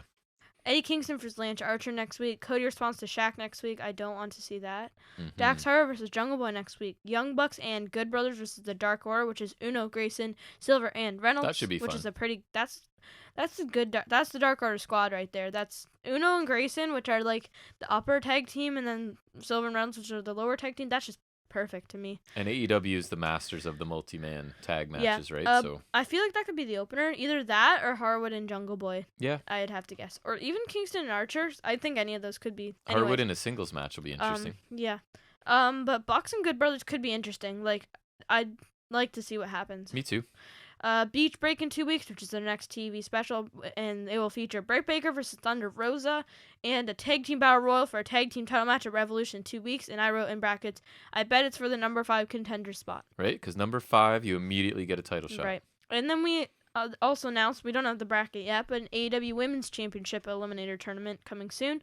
So maybe this will allow them to flesh out the roster a bit. Maybe some new talent will come in. Yep. And I bet this is for the number 5 contender spot as well. Absolutely. Coveted number 5 spot. It would have to be. There is no other way. Because if you get the number 1 contender spot, you got to wait for the number 5 person to challenge first, right? And if people were wondering, I think it's because a few weeks ago there was multiple title matches given to the number 5 ranked. Yeah, on Abaddon the same show, and right? the Acclaimed. Right. Or I think it might have been the same show. Or at least like 2 shows consecutively. Yep. Number 5's the spot you want. Right.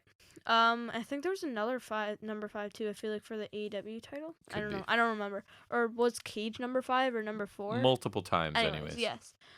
Tag and women's for sure. Anyways. Main event, MJF and Chris Jericho versus Proud and Powerful, which is Santana and Ortiz, versus Sammy Guevara and Jake Hager, the Inner Circle Tag Team Challenge. And apparently anyone can be tagged in by anyone, but I did find out later, it basically just works like the WWE's usual 3-way or 4-way tags, where, like, say MJF and Sammy Guevara and Santana or Ortiz could tag either of them, or like Guevara could tag out to Proud and Powerful or Hager. Anyone can tag anyone, right? Basically, except for like you couldn't do like MJF and Jericho couldn't be facing each other. Right, Though. You can't. Yeah. Other than that, anything goes. And MJF and Guevara are the ones starting.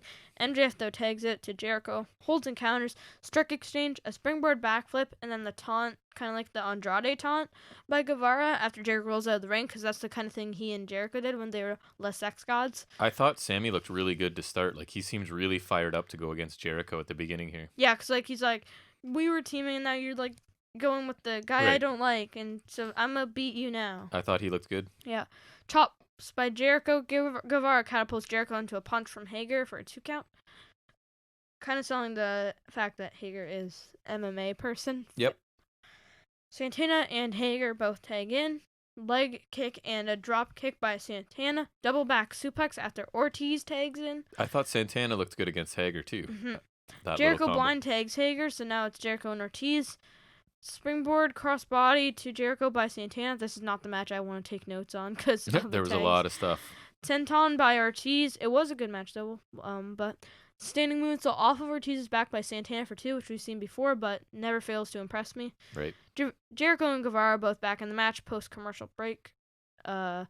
Suplex by Jericho, cocky pin for the 1 count. He like has his foot on his chest. He's like, that's like, a classic Jericho pin. That is. I know. WCW style. I only know that's classic Jericho because I remember it being in the WrestleMania 2000 and No Mercy. Usually he yells, "Come on, baby!" when he does it. Mm-hmm. Yeah. I just remember that being in the games because I remember I played on the computer. Yep. WrestleMania 2000, and one of his ground grapples was just that cocky pin. It is.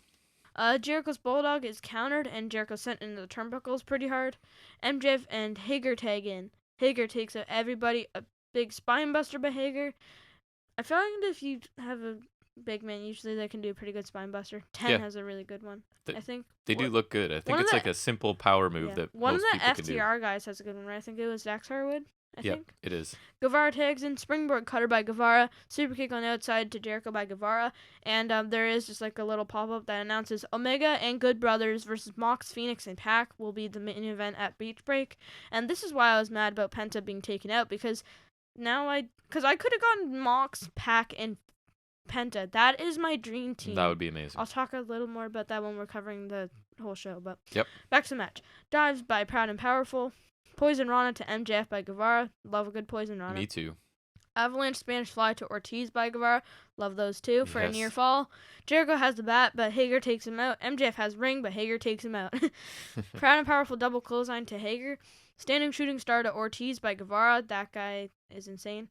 Jericho tags in, powerbomb by MJF, and a bad lion salt by Jericho. He kind of really bad. He went slow, so he messed up the springboard, and then like almost landed on his head. He lingered on the ropes too long, right? Like he didn't immediately bounce. It was like he got on the ropes and then tried to jump from there and just couldn't make it. Yeah, he almost landed on his head. Man's getting old and big. Yes, not a great combo. No. For a 2 count. Ortiz blind tags Guevara. Flip face buster by Proud and Powerful for 2. Codebreaker by Jericho for 2. MJF tags in. Ortiz counters back body drop. into double DDT. Don't know why it says onto.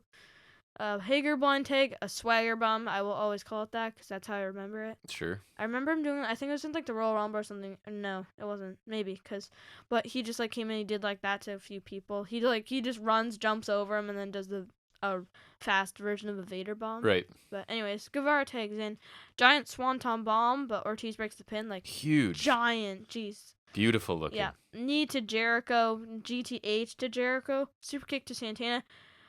Guevara attempts a GTH on MJF because he's legal now. Wardlow distracts him. He takes out Wardlow, and MJF rolls up Sammy for the win. MJF and Chris Jericho win and are now the quote-unquote official tag team for the Inner Circle. Yeah, I thought this was a fast-paced, fun main event. I would have rather Power and Powerful win just because they are the tag team. But I think storyline-wise, this is a more interesting move. Yeah, I feel like they were kind of showcasing Sammy here and that he's likely the one that's going to further the tension within the group. Feel like Sammy may be poised to be the one that eventually turns face and sort of leaves the group first, almost. And I'd be interested to see how that goes. I thought he looked awesome in this match. I thought this match was pretty fun. We got to see Wardlow still kind of loyal to MJF, right? Despite them maybe having some issues. And again, it's this whole self-contained, you've got feuds and tensions going on in one faction, and it's sort of still keeps happening, right? So I'm interested to see where they go. Right, like and I thought it was a good main event. Chugging along after this still, I bet. Right? Yep, so. I think so too. So I thought the opener was actually decent. I think I liked it more than you, but you did sure. There was some just good spots I remember, so yep. I enjoyed that. I'm just scrolling back through my notes. Okay, there we go. But yeah, so the opener was fine. I thought the Inner Circle's couple of segments were fine. Sting sucked. I did not like that. Yeah. The Bucks thing was fine. Like nothing special, but okay. Rhodes and Avalon was nothing important, and same could be said for Mox and Komoroto, but I think I like that a little more just because, like, I don't know.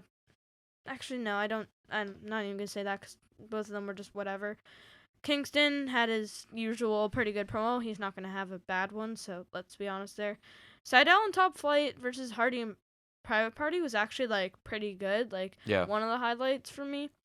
And Hirsch and Ford was decent. Aftermath was not strong. Beach Break is looking decent so far. Baker Rosa should be interesting, and I love a good battle royal. I feel like I haven't seen one in quite a bit. Yeah. So, I mean, we'll get the Royal Rumble as well. But, I mean, a tag team battle royal is always interesting because it is a little different. I'm interested to see what the Eliminator tournament looks like. And the main event was quite fittingly the highlight of the show. So, and what did you give it? I really want Penta in that match instead of Phoenix at Beach Break, but because that's just my dream team right there. It is. What was your overall rating for the show before I'd give it I'd say B+. Okay. Well, I was going to give an A-, but I was going to say we don't normally disagree this much, but let's go. I did not particularly enjoy this show, especially for Dynamite. No, wait, B. Here's the bulk of the talent that appeared on the show, and I like some of these. It's not a comment on their talent. It's just like their positioning in the company, not their ability so much, right? So here's a list of people on this show.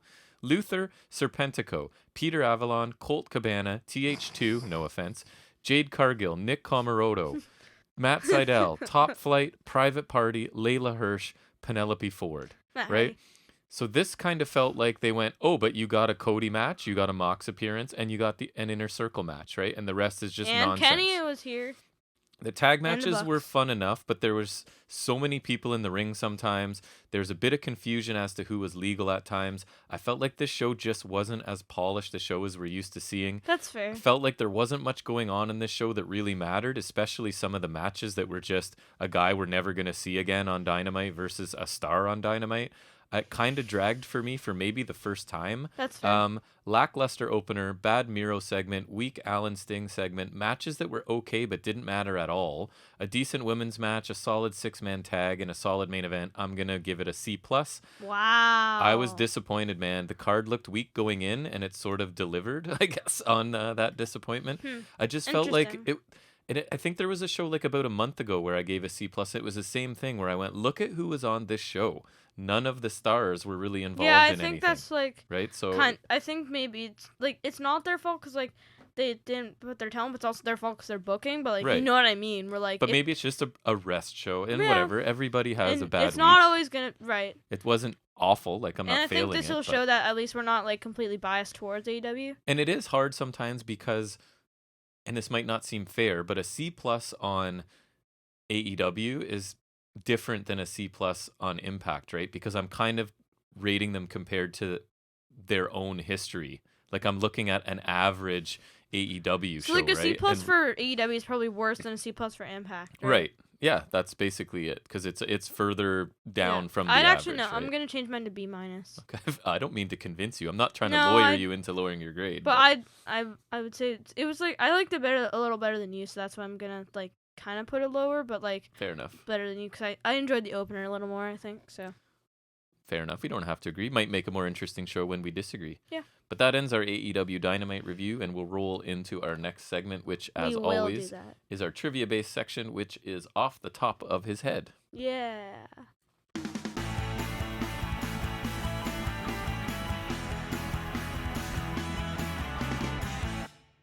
All right, this week, Let's do it.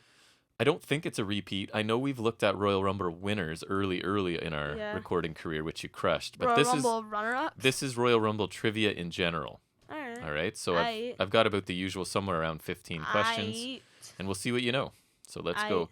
My sources: supersport.com, Wikipedia, and I think that was it. Oh, Wikipedia. So who knows? It could be wrong. All right. He was the youngest Royal Rumble winner at 25 years old.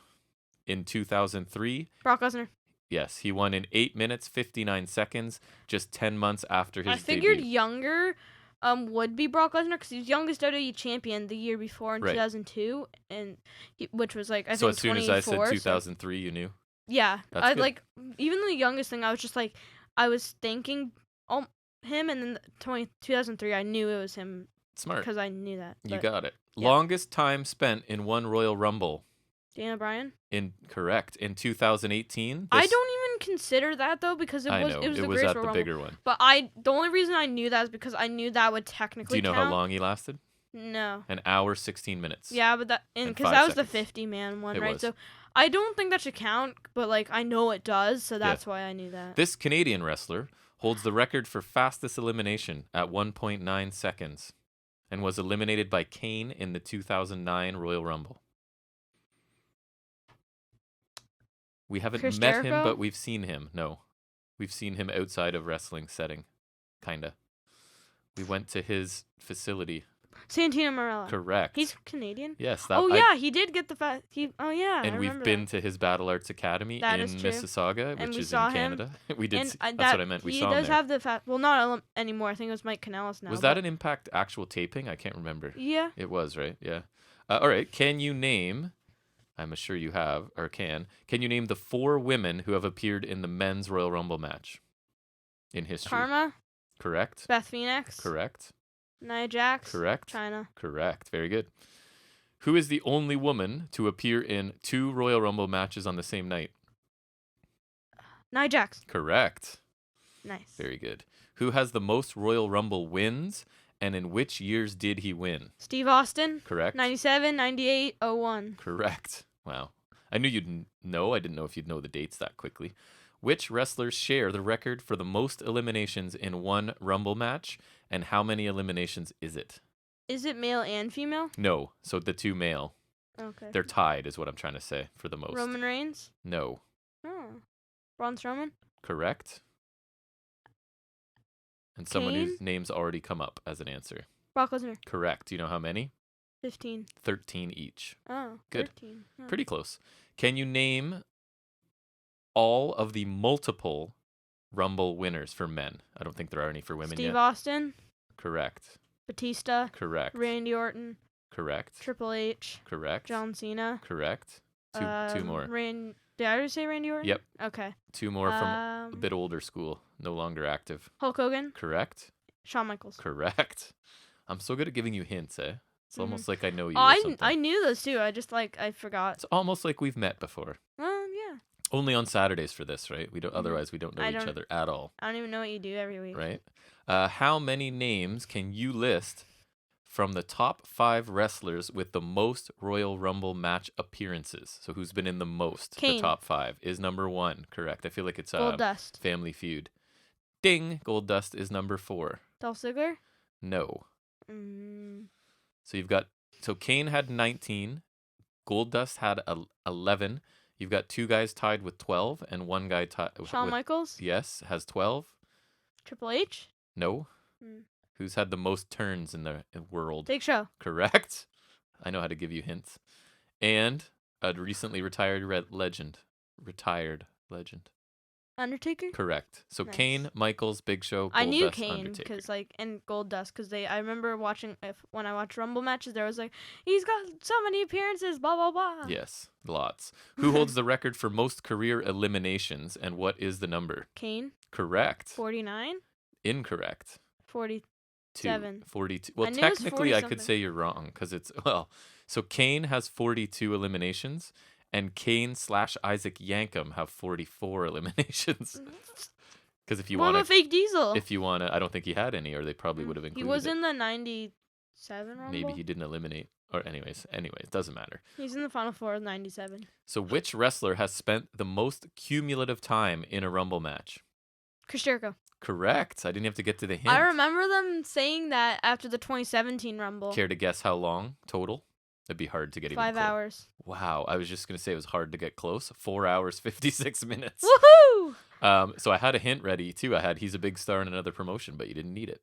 I just remember them saying that. Which wrestler? I actually knew this one just off the top of my head. I don't know why. That's not what the segment's That's your called. gimmick. I'm stealing your gimmick, brother. Which wrestler has the distinction of having the most runner-up finishes? Roman Reigns? Correct. I just knew that because 2014 he lost to Batista. Correct. He's got 2017 4. he lost to Orton. Yes. Not 2018. Yes, 2018. Wait, yes. According Oh to yeah, my right. records. Nakamura, right? Yeah, it was Yep. Nakamura, And and then last year Correct. with Drew McIntyre. I actually knew it was Roman Reigns for some reason. I don't know why, but I would never have because a gotten lot the of them years. are recent. Yeah, and he's been 'cause- right there at the end of all yeah. of them. Okay, which... He's even been in the final 2, one more because he won the 2015 one. So if you were doing final 2, he'd have a lot as This next one I knew as well because they always do the whatever Rumble by the numbers thing. well. Which entry number has produced the most Royal Rumble winners? 27? Correct. I just guessed. Do you know any of the ones that it were? Batista? Nope. So we've got in 1989, Big John Studd. Oh. 1993. Yokozuna. Correct. 1994. Luger. And Bret Hart. But Correct. they couldn't have both entered, but one of them And did. Do you know who did? One of them was, right? Yeah. And 2001. Austin. Correct. Which wrestler eliminated the most opponents in a row? And how many was it? I thought that was an interesting one. Bianca Belair. No, think recent. As soon as I saw the answer, I was like, of course it was. Roman Reigns. No. Kane. No. Think of a super recent Rumble and what happened. He was in the ring alone and people would just come Brock out. Lesnar. Correct. Remember? He would just... Oh, yeah. I don't know why I didn't think. So he I did- was just thinking because I know Shayna Baszler and Bianca Belair both did really good. Yeah. So he year. eliminated 13 in a row. That's pretty nuts. Right, and then because Ricochet he stayed in a bit, Yeah. and then Drew McIntyre eliminated him. Right. Can you name the wrestler? This is the last one. This is an interesting one, too. That's why I kept it for last. I like this one. Can you name the wrestler that required the greatest number of opponents to work together to eliminate him? Yokozuna? No, but you're on the right track Mabel. for sure. Correct. Nice. Would you care to guess how many wrestlers had to work together to get it done? 6. 8. Jeez, that guy's fat. Yeah, he's a big boy. He Well, you did very is. well on that, I think. That was kind of a Yeah. fun one, I thought. I like Royal Rumble stuff. Yeah, so I don't know what I'll do next week, but I'll think of something. Royal Rumble stuff. So that was excellent. You should find more questions on Royal Rumble. Maybe. You I never love know. Royal Rumble. And that will bring us to our next in-depth Wednesday Night War review, and that will be our NXT review. Yeah.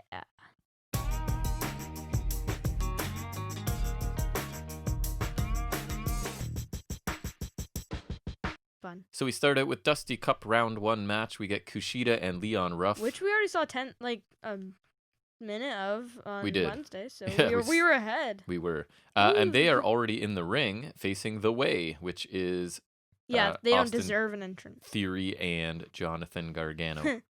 So Beth is back in person now, but there's still no explanation offered as to where she's been. I don't I think. wrote Beth Phoenix is back. Woohoo! Sarcasm. Yeah. Theory overpowers Ruff to start, but Ruff counters with quickness and escapes. Kushida tags in and some double teaming of Theory before Kushida goes to work on the arm. Foot stomp and a hair pull to the mat to stop the momentum and to tag Gargano in. Gargano takes controls with knees and stomps to the grounded Kushida. Theory comes back in with a drop kick for a 1 count. We get a hard Irish whip by Theory and he stomps Kushida's arm. Gargano tags back in and we get a double back elbow and the Way do their little high five pose over top of Kushida. Yeah, like the high five without looking. And then delay and hold the high five, right? We get a snapmare and a sliding kick combo by Gargano for 2. Kushida finally escapes a suplex attempt by Theory and makes the hot tag to Ruff. So Ruff dominates with his speed and jumping around until Theory hits a torture rack into a blue thunderbomb for 2, which looked pretty cool. Yeah, I saw it. I remember seeing AJ Styles do that against Seth Rollins at Money in the Bank 2019 and thinking that was so cool just because I had never seen it before. It's actually more impressive when AJ does it because he's a smaller guy, right? Whereas Theory's a pretty big fella. And I think he did like with a sit out too. Yep. I think Theory did too, but like when he pinned him, he kind of stacked him up is what I mean. Right. We get a neck breaker by Gargano to Ruff after a commercial break. Theory's in now and he continues to dominate Ruff until Ruff finally escapes, only to have Gargano pull Kushida off the apron just as Ruff had finally gotten there about to tag. The timing and execution of that little spot was pretty good, I thought. Mm-hmm. He got pulled off kind of out of nowhere right at the right second. We get a backbreaker cutter into a gutbuster. Remember that was the tandem move? Oh yeah, it was kind of confused. That the Way did. They had a normal backbreaker and Theory holds him across his knee. And then Gargano does a flippy doodad and it was like a kind of a gutbuster, but like not really. But like a cutter onto. I don't know. You can go find it. It was kind of interesting. It's like that thing what the Bucks do with the backbreaker and like the neck breaker, except like not that. It's like that, but not like that. Is Jack's description? Take that to the bank. Did not people. really help. Ruff escapes a power bomb and hits a leaping cutter from the ropes before tagging Kushida, which is kind of like the Cody cutter, but not. Right, just like the Cody cutter, except different. Kushida takes out both with his usual kicks and handsprings before a nice tornado DDT from the apron to the floor. Armbar applied to Gargano and Theory breaks it up. We get the patella drop brainbuster super kick. But like he's combo. kind of holding like the he's holding his leg. Yeah. It looks kind of weird. Who's holding what leg? Theory like grabs his leg, kind of hooks the leg on it. Oh. So it's a little different than Cole's, but like still similar. Oh right, he does the little. Yeah, I know what you're saying now. Yeah. Sorry, I'm doing hand gestures that were really good on an audio podcast. But anyways, I know what you mean. And so that's to Kushida for 2.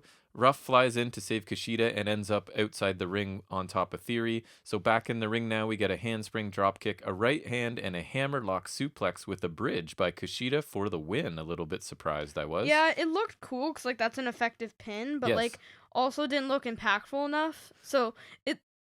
No, but I think I had conflicting feelings on that. I'm okay with the impact not being great if you add the bridge, right? Because the bridge will make up, in theory, it'll be harder to kick out, so that might make up for a little less impact. Yeah, I thought it was kind of cool. And he also had the one arm trapped underneath him, right? Yes. With the it was like a hammerlock suplex, right? So I guess I just wish there was a little more impact, but still the pin did look pretty practical. What did you think of the match in general?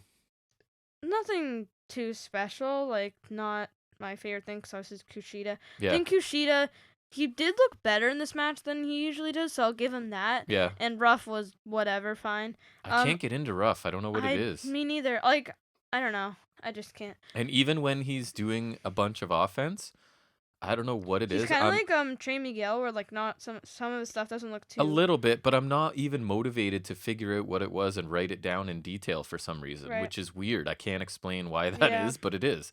I thought the match was okay. I wasn't super interested in it for some reason. Sounds like you as well. I'm not really thrilled with the outcome. But... Yeah, I was surprised a little too. The Ruff Kushida team does nothing for me.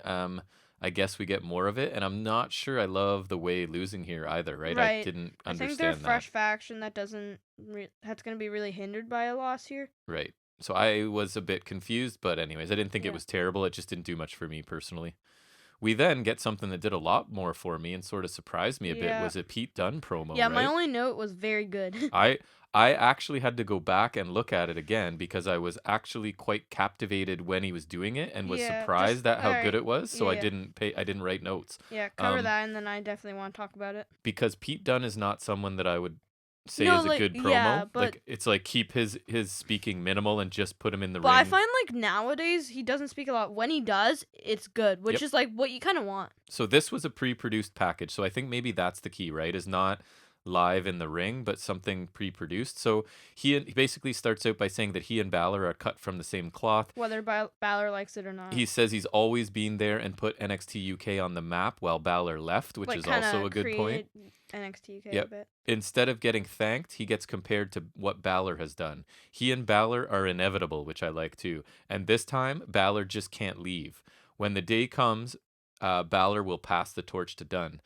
And I like this line too, that Balor is just playing a part in Dunn's legacy, right? Like everything Balor's doing, the point isn't Balor. The point is he's going to be part of Dunn's story, right? So if you want to be the greatest NXT champ, it's because you're going to lose that to Dunn, who's going to be better, sort of thing, I think. Mm-hmm. I really like this. I love the notion that like they're both like they came from the UK Yep. and they're both just like so similar and like Simple, Dunn's end goal realistic is just- storytelling. My Right. favorite thing. it's hard to really explain other than that, like what I liked about this so much, but like I just love the notion that it gives it some sort of like makes it feel like somewhat of a feud. Yep. And like just like Dunn wants to take the title from him, Balor's like just there's nothing you can do about it. I love this. I'd never it's thought. hard to explain in a way, but Pete Dunne's one of my favorite wrestlers, but I would never have said he's a strong promo. I thought this was excellent. His intensity was good. It was a simple, believable story. It was well produced. They're simply building kind of this. like Eddie Kingston, except not as good. Right. But like where it's like his motive and like what he's saying makes sense outside of the normal heel logic. And it's a simple, straightforward build to this feud, which are pretty much always my favorite. I really liked it so far. And if he can keep cutting promos like this, like his potential's unlimited. He's even better than I thought he was, and he's one of my favorite wrestlers already. But if he Right. can also talk for a couple minutes and it's interesting, that's something I didn't think he had in his bag, sort of, as they say. No, yeah, I think we've watched him since he debuted in WWE in that tournament, right? Loved And I him. don't think I've ever seen this kind level of promo from him, so And I'm really impressed. It might simply be that they now have decided, yes, this guy's a main eventer. This guy could probably run with our title, so let's sort of push him a little bit in the promo department, think right? And it paid off, I think. He has to be their new champion. He's a guy I who agree. like you could argue he's been champion before with the UK title, but in the main NXT, No, doesn't count. he's never No been offense. a top guy. I know what you mean, yeah, like, Yeah. but you could argue that counts. Yeah. You could argue that. No, for sure. And I think he's never really been given a true chance to be a single star in NXT, because like he was kind of around when like he was first UK champion before NXT UK. Yeah. I think he was mostly over there, and then he came here. Like, remember he challenged for the North American title Yep. at Toronto. Yeah, and he felt like he's one of those guys that the fans have always loved him, and that the powers that be within the company were always like, he can be our, like... He's okay. Yeah, he's a really cool upper mid-card guy that Yeah, and then everybody he loves. was in the Broserweights, which was a good team. Don't get me wrong. Yep, But I think this is really his time to shine, and me too. NXT's main event is very limited because Cole's clearly not like there right now. Nope. Um, You got Cross. Yeah, You got and Balor. Cross You got isn't O'Reilly. really- I'm not even sure what's up with Cross right now. I honestly don't know. Me But either. Balor has O'Reilly's there, but he's kind of like, despite him having good matches against Balor, I think he needs a break from just losing to Balor again. Agree. So I think this is really Pete Dunne's time, and then if he wins, the feud with O'Reilly would be amazing. It would. Like, they had a good ladder match, they had a good other match, I'm pretty sure. They had good exchanges of war games. Like, everything's there for a great main event feud. They just Yep. need to put the pieces together. And you can call back to those little interactions too when you Right, get you around got the to it. perfect. That's what I'm saying. You got all the pieces for a great Yep. feud here. I agree.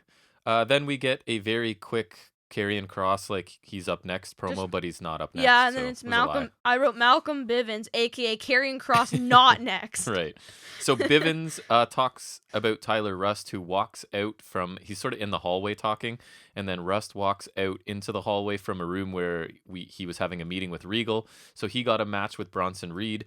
Bivens disagrees with the choice, kind of. I also agree, because, like, you know his crazy snapmare flippy doodad? Yeah. How are you going to hit that on Bronson Reed? I think, and I think they're trying to put Reed over here by Bivens being like, oh, I wouldn't have picked that guy, right? Like, you should have picked somebody a little bit lower or whatever. He is pretty big. But he says he wouldn't have made that choice, but tonight Rust will go straight to the top, and he calls Rust the future of NXT. So I was explaining to you, I think this might already be like a hint of dissension between these two, because I honestly think, like, if Rust could be like Pete Dunne and he could work on his promos.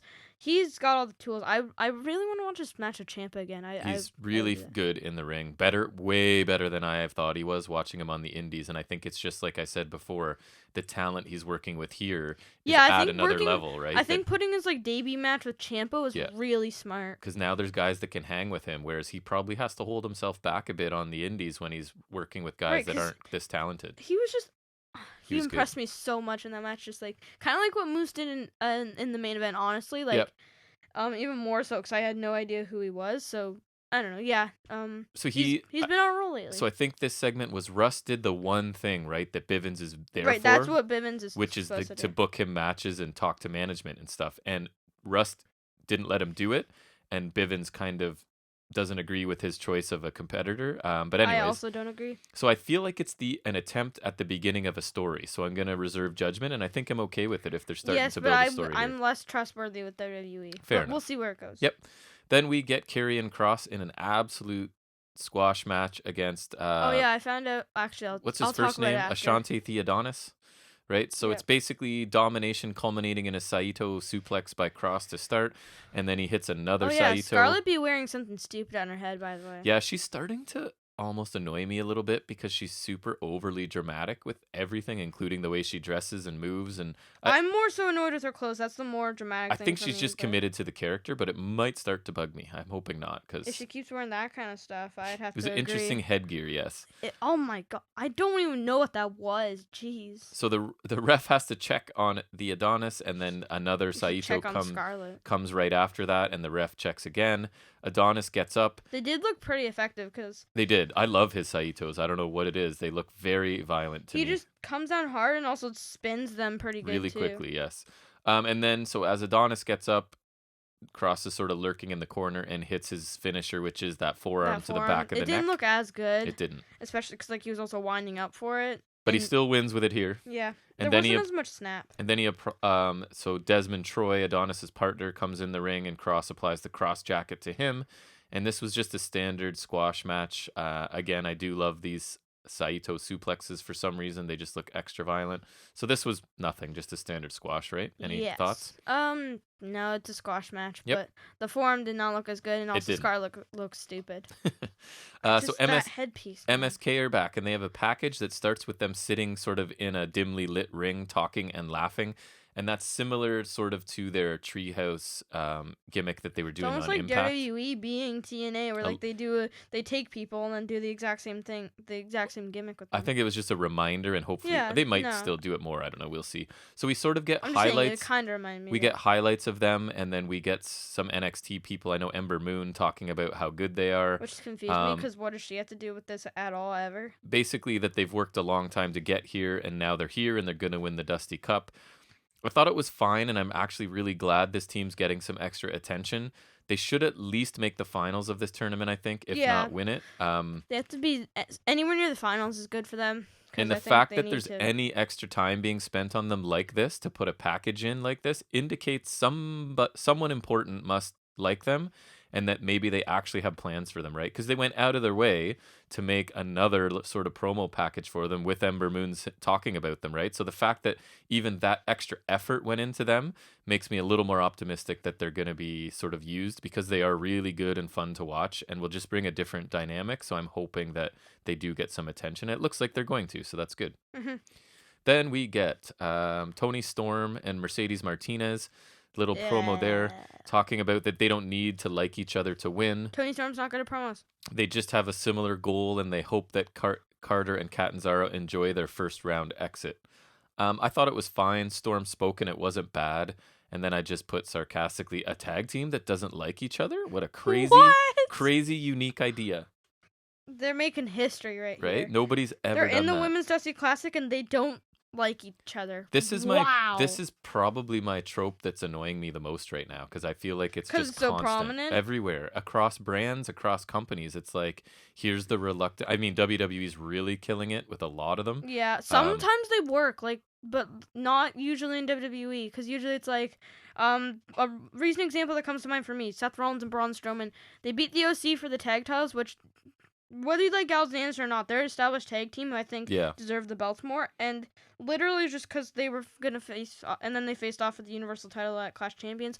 And not only that, they committed one of the worst travesties in the history of tag team wrestling. They lost the titles to Rudolph, who are also a non-team. True. That is just bad. But, like, usually what WWE uses them for is rivals, usually world champion rivals, then feuding, and It just like seems tag like team it's champ, a and then it's lot. like tag team champions face off, Seems like a lot lately for some Although, reason. to give them credit, a good example that springs to mind for me is Austin Michaels, because Austin's feuding with the Hart Foundation, and Michaels also historically What does about not Nia like Jax the and Harts. Shayna Baszler?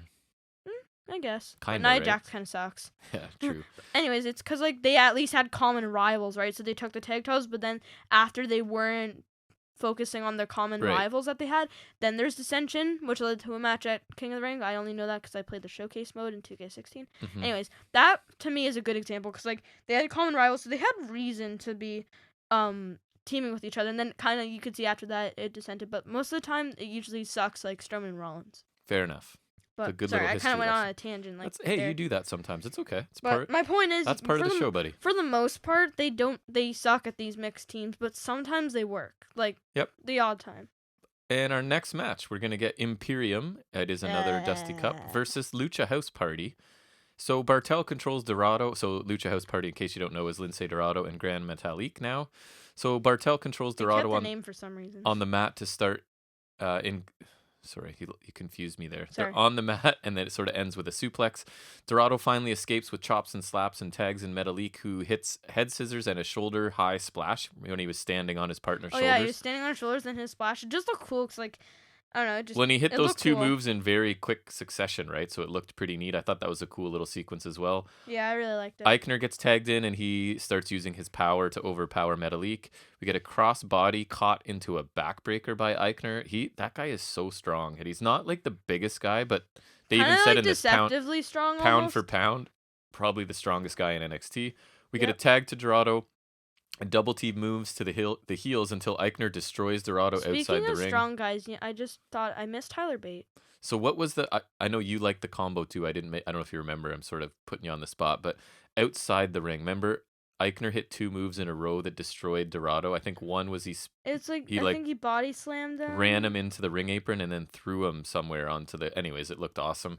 I know what you're talking about too. Because you liked it too. I just didn't write the 2 moves down. I know it was 2 things in a row that took out Dorado. I keep thinking body slam on the floor. Maybe, but I don't think so. Oh, I think he dropped him face first on the apron and then body slammed him on the floor. Maybe. Could be. I don't know. We get double sliding drop kicks to Metalik while he's tangled up in the Tree of Woe. The heels then isolate Dorado after the commercial until he hits a spinning DDT to Bartel. Both tag out, and Metalik dominates with top rope moves and kicks. Another nice flurry here, I thought, by Metalik. Metalik gets caught.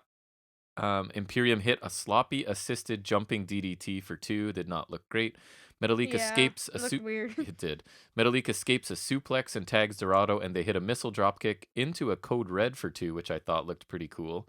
Combo move. Eichner catches Dorado as Bartel. Yeah, I remember that. Looked cool. Yeah, they replayed it a few times. Eichner catches Dorado as Bartel grabs Metalik and then hits suplexes to each of them at the same time.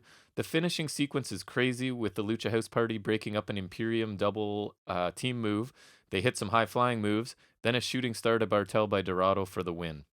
There's a bunch more going on there. I just didn't have time to get it all down specifically. A bit surprised by the result. Then as Imperium leave, sort of dejectedly, you have Alexander Wolf making an appearance up on this top of the stage, and Bartel and Eichner see him and immediately snap to attention, right? I can't wait for Walter. Please, please, please. I don't know if that means Walter's coming or not, but all right, ready for some fantasy booking? You sure? Yeah. Don wins the title, champion versus champion against Walter. That would be sick. That would be sick. You know it would be even sicker? What? It'd be like the sickest match ever. A 4-way, maybe for both titles or for one title. Walter, Dunn, O'Reilly, Balor. That would be awesome. I want that right now.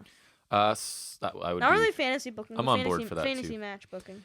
So I enjoyed this match more than the first one. Yeah.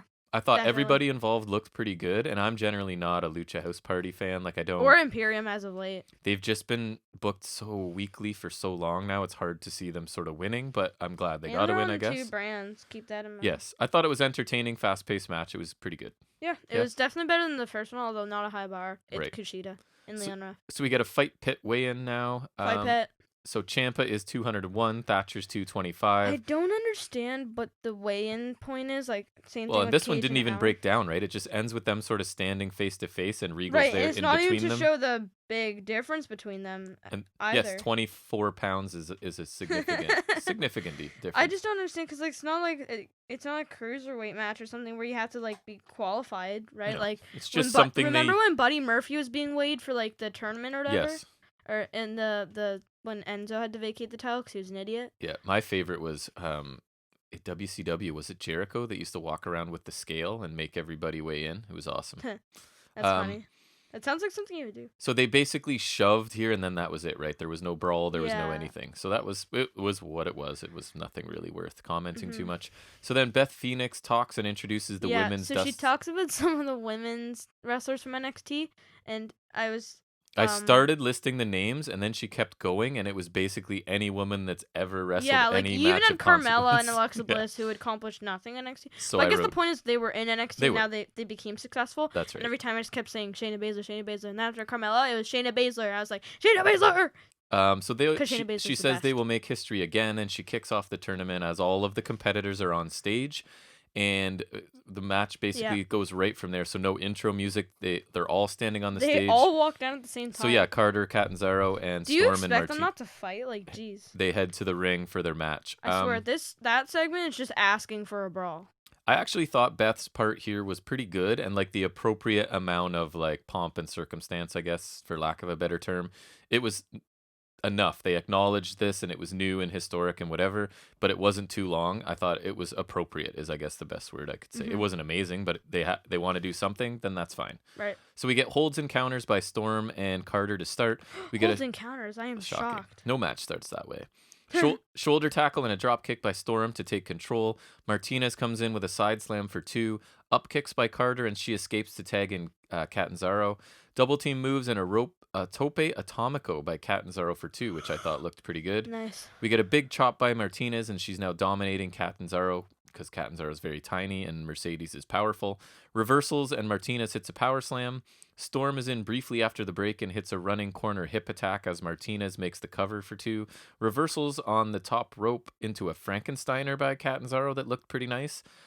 Storm in, and Casey escapes and makes the tag to Carter. Carter's on fire now, taking out both of the heels. Drop kick to Martinez, roll through kick to Storm. Springboard drop kick by Carter for 2. Catanzaro takes out Martinez outside the ring. We get a headbutt by Storm and a quick German to Carter. Single leg crab by Storm, oddly close to the face corner. I thought that was a bit of a, like, if she's that strong of a wrestler and that ring aware, she would have dragged her back to the heel corner sort of thing. Yeah, even if it looks unrealistic, they do that all the time. It would make sense, right? You get away from that corner. You don't want her. Anyways, it looked a bit odd. Then Io Shirai suddenly shows up out of nowhere and takes out Martinez on the announce table. She's back. I feel like she's been awfully like not involved as of late. Yeah, and it was just a reminder of, remember, we have history and we have a problem together. I thought it was a quick like way since of the doing that. or like even before the Martinez attack, she wasn't doing much. No. This is just enough to distract Toni Storm, and she is tripped by Kate and Carter. We then get, I don't know what to call it. I called it a spinning leg lock by Carter. Wait, are you calling the? Oh wait. Before the crazy move. Oh, okay. So Carter kind of does this spinning leg lock that puts Oh yeah, like it was Storm onto her stomach, right? And then she sort of holds it. Well, Casey Catanzaro, this 80-pound woman, does like a ricochet, like corkscrew moonsault senton. Call it by its proper name. It's a crazy flippy doodad. It was super impressive. She didn't even hit it like 100% clean on the landing, but I don't care. The doodad part was amazing. Amazing. And that is actually the finish of the match, and they like win. she more hit her back off the mat, but just the flip was insane. Like almost like crazier than Ricochet. I actually enjoyed this match. It's by far. It's surprisingly impressive. I thought Kate and Carter looked really good. And Catanzaro's offense, She has some really cool stuff. It's really contrived though, right? Like she has to get up on the ropes. She has to have opponents near the ropes. Because she's so tiny, right? Like for a lot of her stuff to have impact, she's got to come off the top rope. But again, some of the stuff she can do is incredible. It just is a bit awkward because it constantly has to be rope stuff, I find. But that finisher though, whew, impressive. So I actually thought this match was pretty fun. I did not expect those two to win, and might be a little bit of a story and maybe sort of developing them and giving them a bit more shine, which is okay. I don't know. I thought it was fine. You? Yeah, I was surprisingly like I liked this more than I thought it Me did, too. but I don't know, it was fine. I don't expect that the Catanzaro and Carter are going too much further, Yeah, but but it was it's nice for fine. them to get the babyface upset. Yeah, and they are one of the actually established teams Right. in this tournament, so I think it would actually make sense that they. And I just want to see that finishing sequence again, to be honest. So I don't even. we may never see it. They may never win another match. If she could like actually hit that, yeah. then even if she hits it like that was good enough for me. Like it just was. I was shocked. It was pretty cool. Even though it didn't look that impactful, I was just too amazed by how me too insane it was.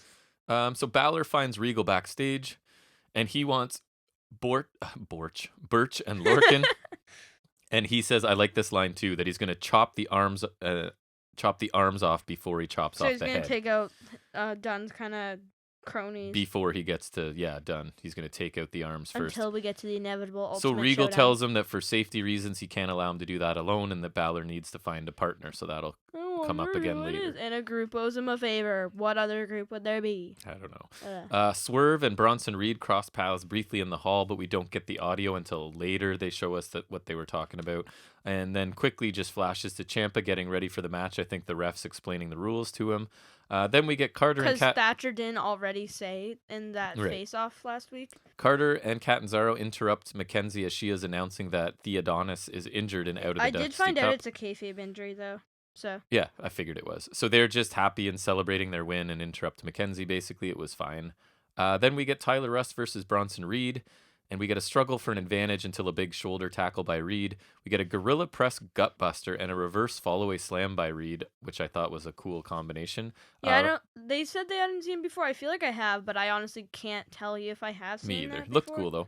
Rust then snaps Reed's arm over the top ropes, and that is now his target. He's going to start working that arm. We get forearms by Reed to stop the momentum, and a Thez press followed by a corner splash and a chokeslam for 2.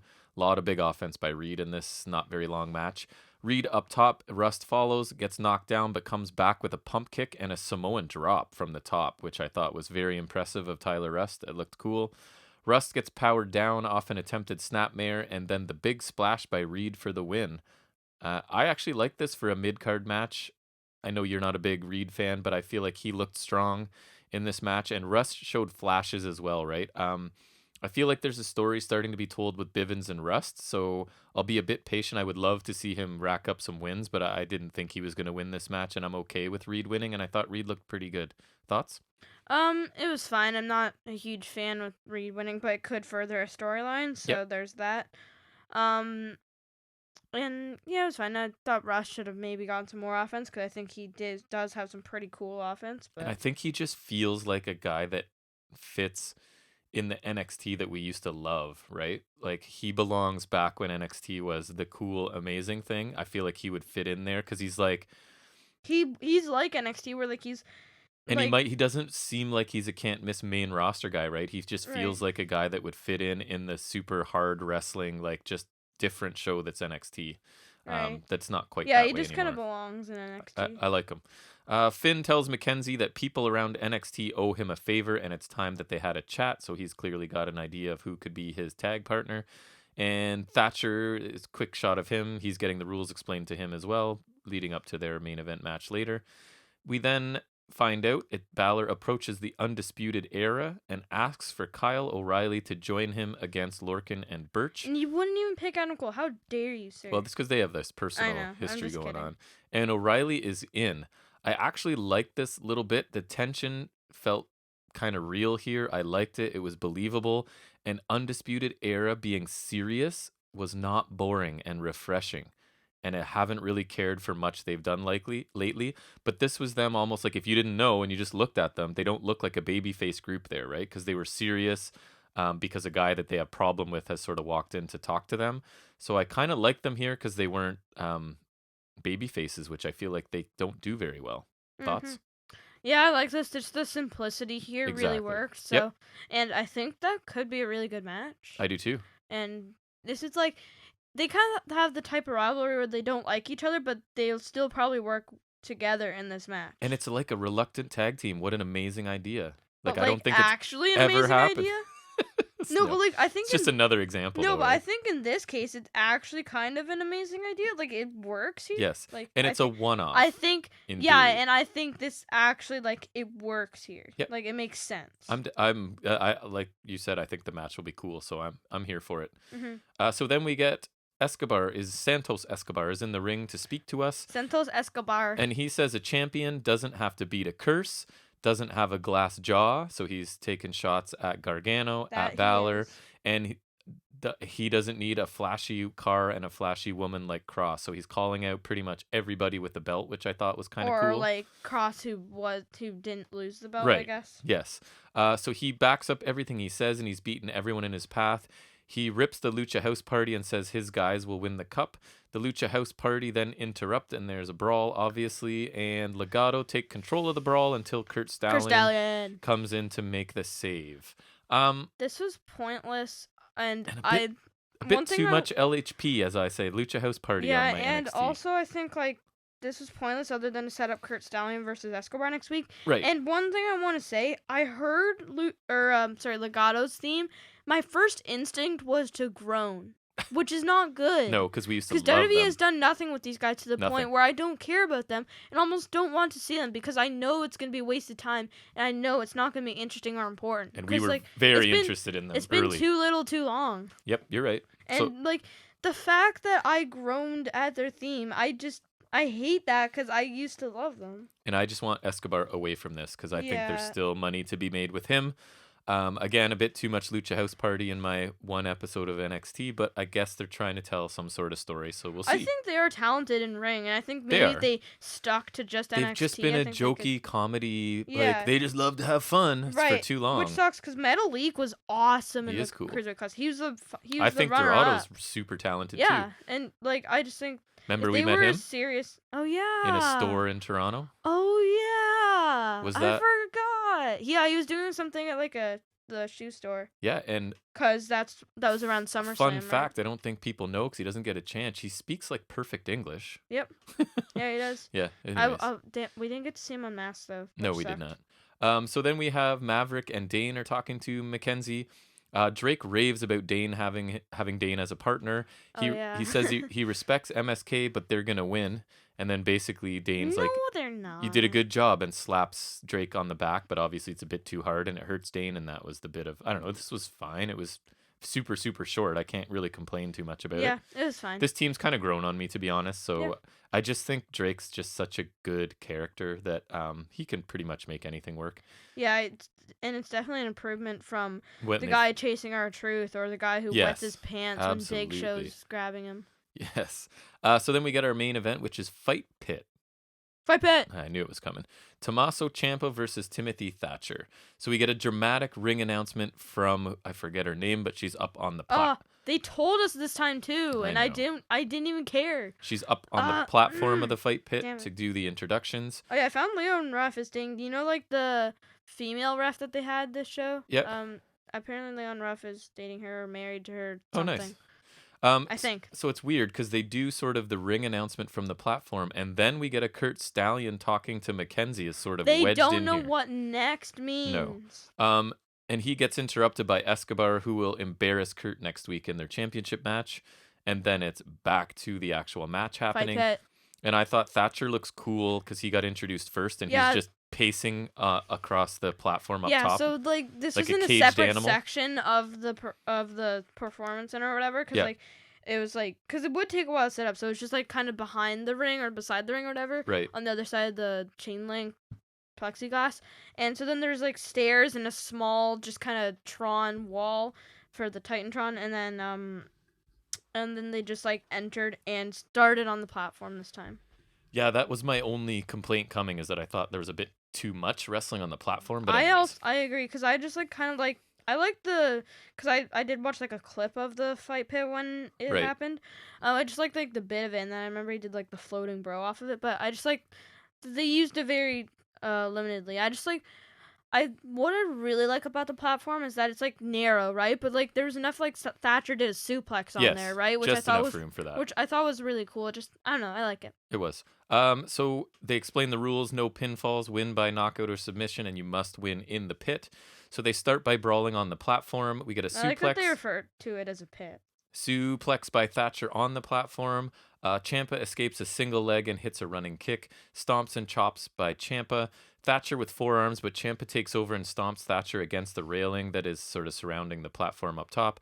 And then he sort of shoves him under the railing and Ciampa hits a decapitator on Thatcher. Yeah, I saw under this the on railing. like Instagram or something. It looked pretty cool. It did look cool. It definitely looks like it hurts. Yeah. Back from the commercial, and they're in the pit now with Ciampa running Thatcher into the fence and hitting a running knee.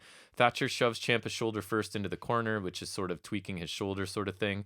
Thatcher tries to put Ciampa's arm in the cage, but sort of Ciampa fights his way out of it. We get a belly-to-belly by Thatcher, and he's back on the arm of Ciampa.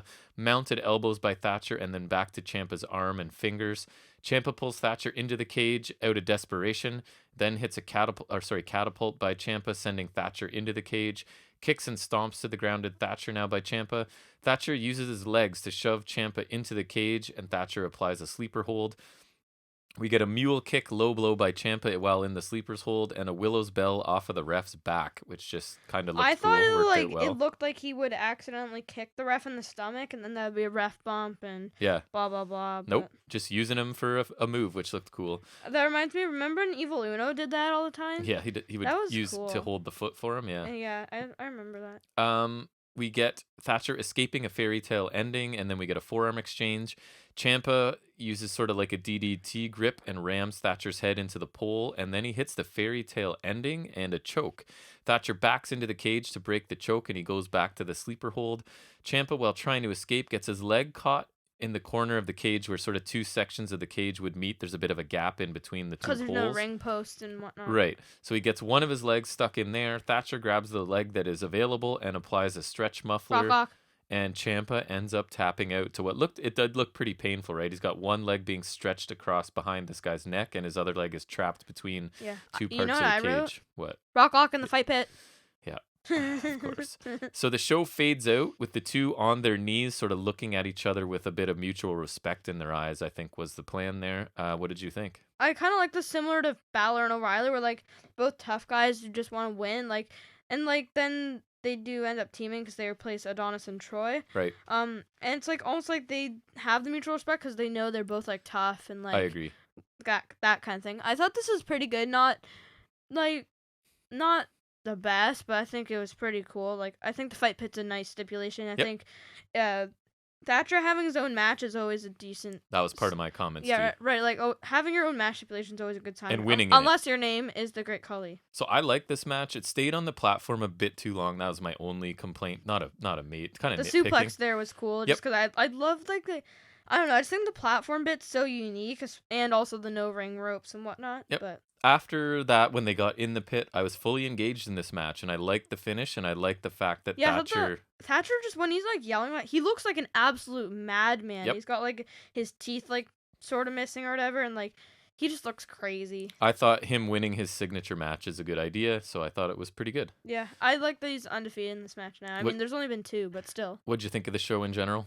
I thought it was pretty good, and I liked it better than AEW, Me so too. I'm gonna give it a B. Okay, so I thought it was a decent but not spectacular show. I think that's kind of what you're saying too.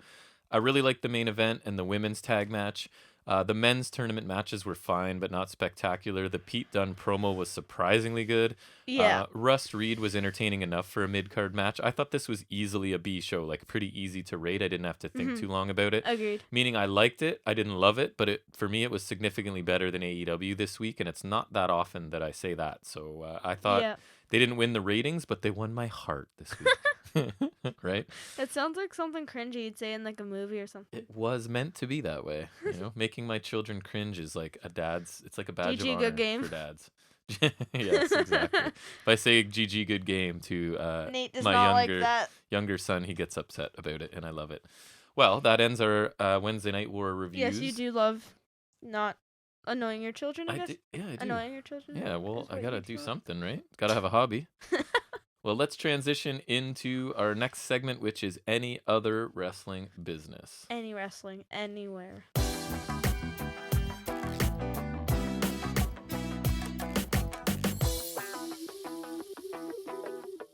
So, do you want to talk about something to begin? I have my Let me normal. see what I got. I've got ROH. I got and, some Raw stuff to So talk about. Why don't you talk about that really quickly? Or not. Sorry, I don't mean to rush you. Randy Orton wears a stupid mask after the fireball attack last week. This was so dumb we skipped it. I saw it. It was the dumb opening promo, but Right. it was completely pointless. Randy looked so like bad. an idiot. We skipped it. Is he joining Retribution? Yeah, I would assume. I would assume. Yeah, probably. I guess so. Yep. Charlotte beats Peyton Royce to further her crappy and confusing feud with Lacey Evans and her father. This is a Right. bad opener, which is why I am again grateful for AEW, even if this wasn't one of their best shows. Right. Mace defeated Xavier Woods with a botchy move in a crap match. And I think you did not like this either. As a pretty... his finisher was awful. Yeah, He it botched was not good. It's like, not only did it not look impactful, but I think it was just because he botched it too. And this match was really slow and just like a really nothing match that they always have in the middle of these shows. Retribution just is not great. So, yeah. Gilbert returned on Raw in some weird dirt sheet segment with Miz and Morrison, where they brought him and a Drew McIntyre impersonator titled Drew McIntyre. I'm glad I didn't watch this because Gilbert is not a great sign. He was like a comedy character in the Attitude Era. I don't know if WWE thinks he's still funny or something, but I think he was very Attitude Era, and there's no reasonable reason to bring him back. So It's funny because I've talked about it before. I don't listen to podcasts about Wednesday night stuff until I'm done this, but I do listen to main roster, and a lot of the podcasts I listened to, they were actually happier with him coming out than actual Goldberg. I guess that's fair. Yeah. Just more interesting and a surprise, I guess. I don't know. Yeah, it's nice to see him, but I don't think it's really... I don't get why they need to bring him back. Apparently, he just had some sort of major heart issue, so it's nice that he's healthy enough to be back on TV. So that's good for Gilbert. Yep, good for him. All right. You want me to do some Ring of Honor? Sure. Okay. So Ring of Honor is back after their Best Of show last week that I didn't really talk about.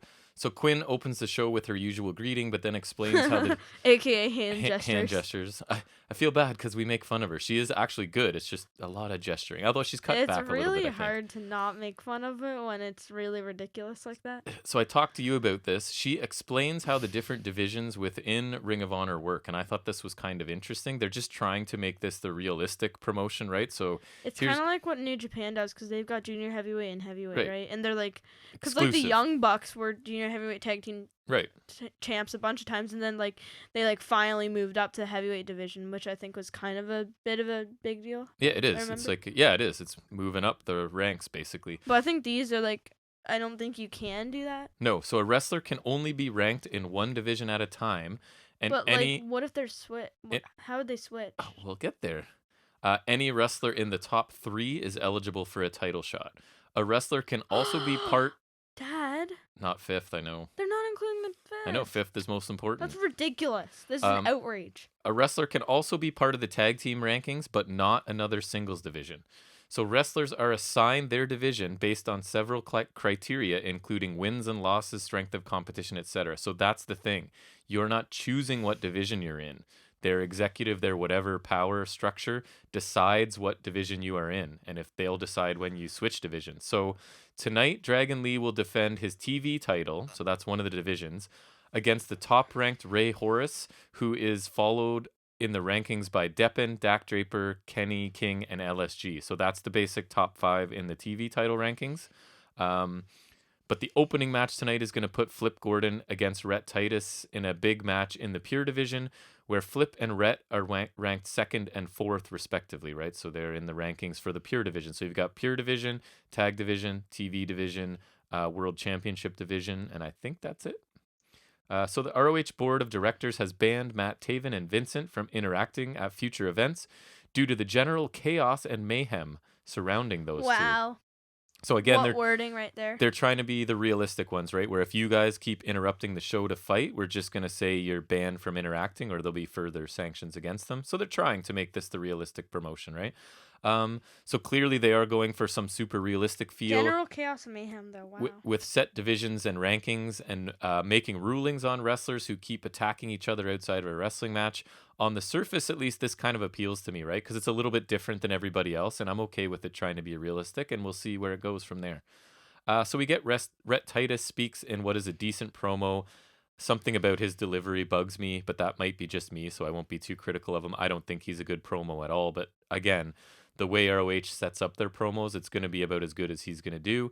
He has a problem with Flip Gordon not engaging in the code of honor.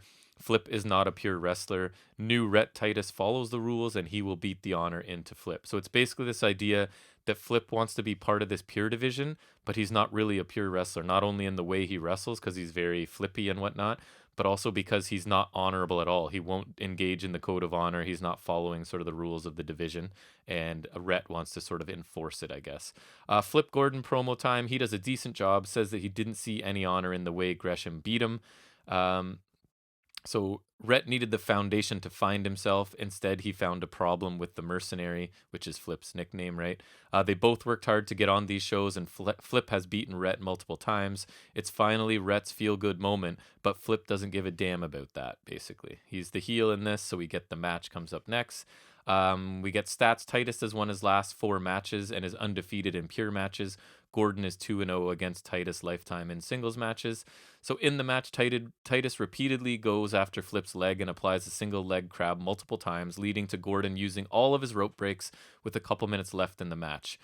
As it seems like the match is going to go the distance, Gordon uses his one closed fist to gain an advantage, which I kind of liked, right? He kind of notices the clock is running low. Right, like desperation. Yeah, so he uses that closed fist because he knows. The ref warns him and he's like, I'm allowed to get one, right? Like he knows. But again, this is the story that's not what pure wrestlers are supposed to be doing, right? If they get a closed fist, it's because they forgot and it was an accident, not they're intentionally using it. He hits a curb stomp and a win with 13 seconds left on the clock. How dare he steal that finisher? And post-match, he refuses the code of honor again. It was a good competitive match with Gordon playing the role of the dishonorable shortcut taker in the pure division. I've never thought he belongs in the division, both in his style and his poor attitude, but he's forced himself in, and it's somewhat interesting, right? To have like the whole story is he's the guy that doesn't belong in this division, but he's insisting on being in the division, right? So we'll see if he stays or not. Mm-hmm. So I thought the match was decent.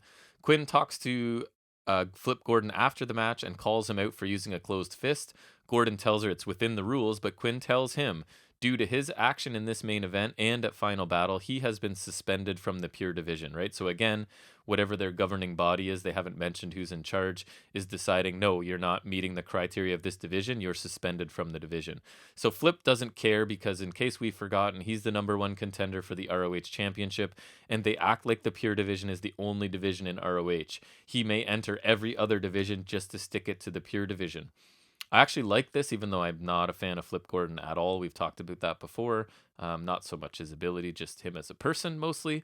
But I like this because I never thought Gordon belonged in this pure division. And I do like that there's a heel in the division who's not breaking any rules technically, but taking advantage of the structure of the rules, right? So this is a role someone else can fill later in this division if he does leave. Then we get Ray Orris, is 1/3 of the 6-man tag champs, and he is here to represent his country. He was brought up by Rey Mysterio Sr. and learned from Ray Jr., Psychosis, and Conan. The Horus name is a reference to his flying abilities. I didn't even know that there was a Rey Mysterio Sr. I guess he was Rey Mysterio Jr. on the Indies, so I guess right, there was that one. is, but I didn't even I've never seen him before. No. He's happy to be a masked wrestler and bring his culture to ROH. He's worked in every part of the world and has seen all the styles, and he uses a little bit of everything. He's very happy and confident after beating Dalton Castle, and he thinks he'll be able to beat Dragon Lee for the championship. They've faced off all over the world. He respects Dragon Lee, but today is his day. I thought this was a decent promo. It went back and forth between Spanish and English, which I like, right? And I think is cool. So they did some Spanish with subtitles, then back to English, and he flipped back and forth. I thought it was pretty good.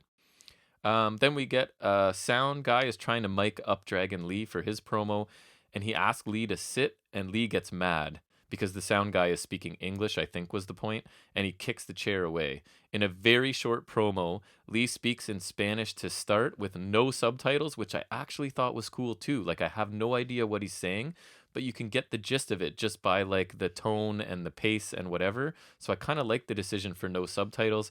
Then he switches to English to say that Horace will feel pain like never before and that La Faction Ingobernables is the past, present, and future. Then we get their match, and I really enjoyed this match. It starts out super fast as Horace dives onto Lee before he can even finish his entrance. Lots of forearm exchanges, high flying, and high impact moves in a very competitive match between wrestlers with very similar styles. Dragon Lee wins what I thought was a pretty awesome match, honestly, with 2 nasty incineration knees, with the second one with the knee pad down for more effect. I thought they looked awesome. Awesome main event. One of the better matches I've seen on ROH in a while, including many of their pay-per-view matches, in my opinion. I was telling Jack earlier this week, Dragon Lee is a star. He's one of my favorite wrestlers to watch in this company. I really haven't seen him much before this. He's awesome. I'm really impressed with him. He's not a big guy, but he can move and he can wrestle, so I was really impressed. Overall, I enjoyed this episode. Both matches were good. The main event was excellent, in my opinion.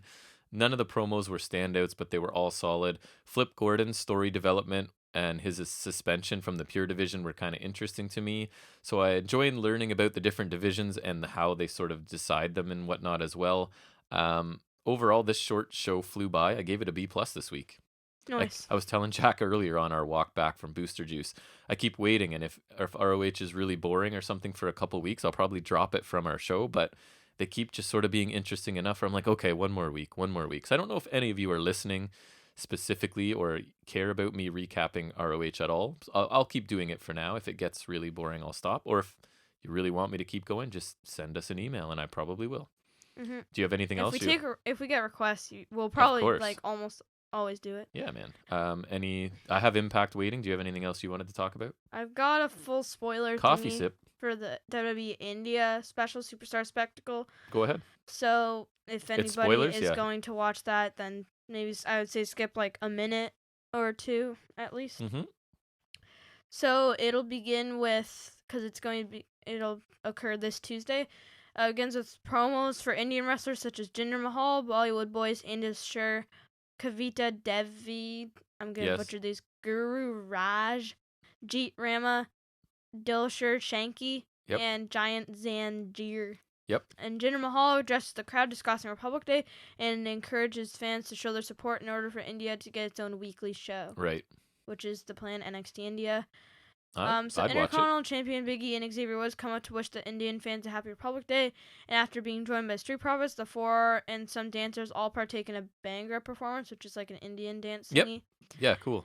And so the show is taped already, which is why I know this. So Triple H introduced a bunch of NXT Indian wrestlers.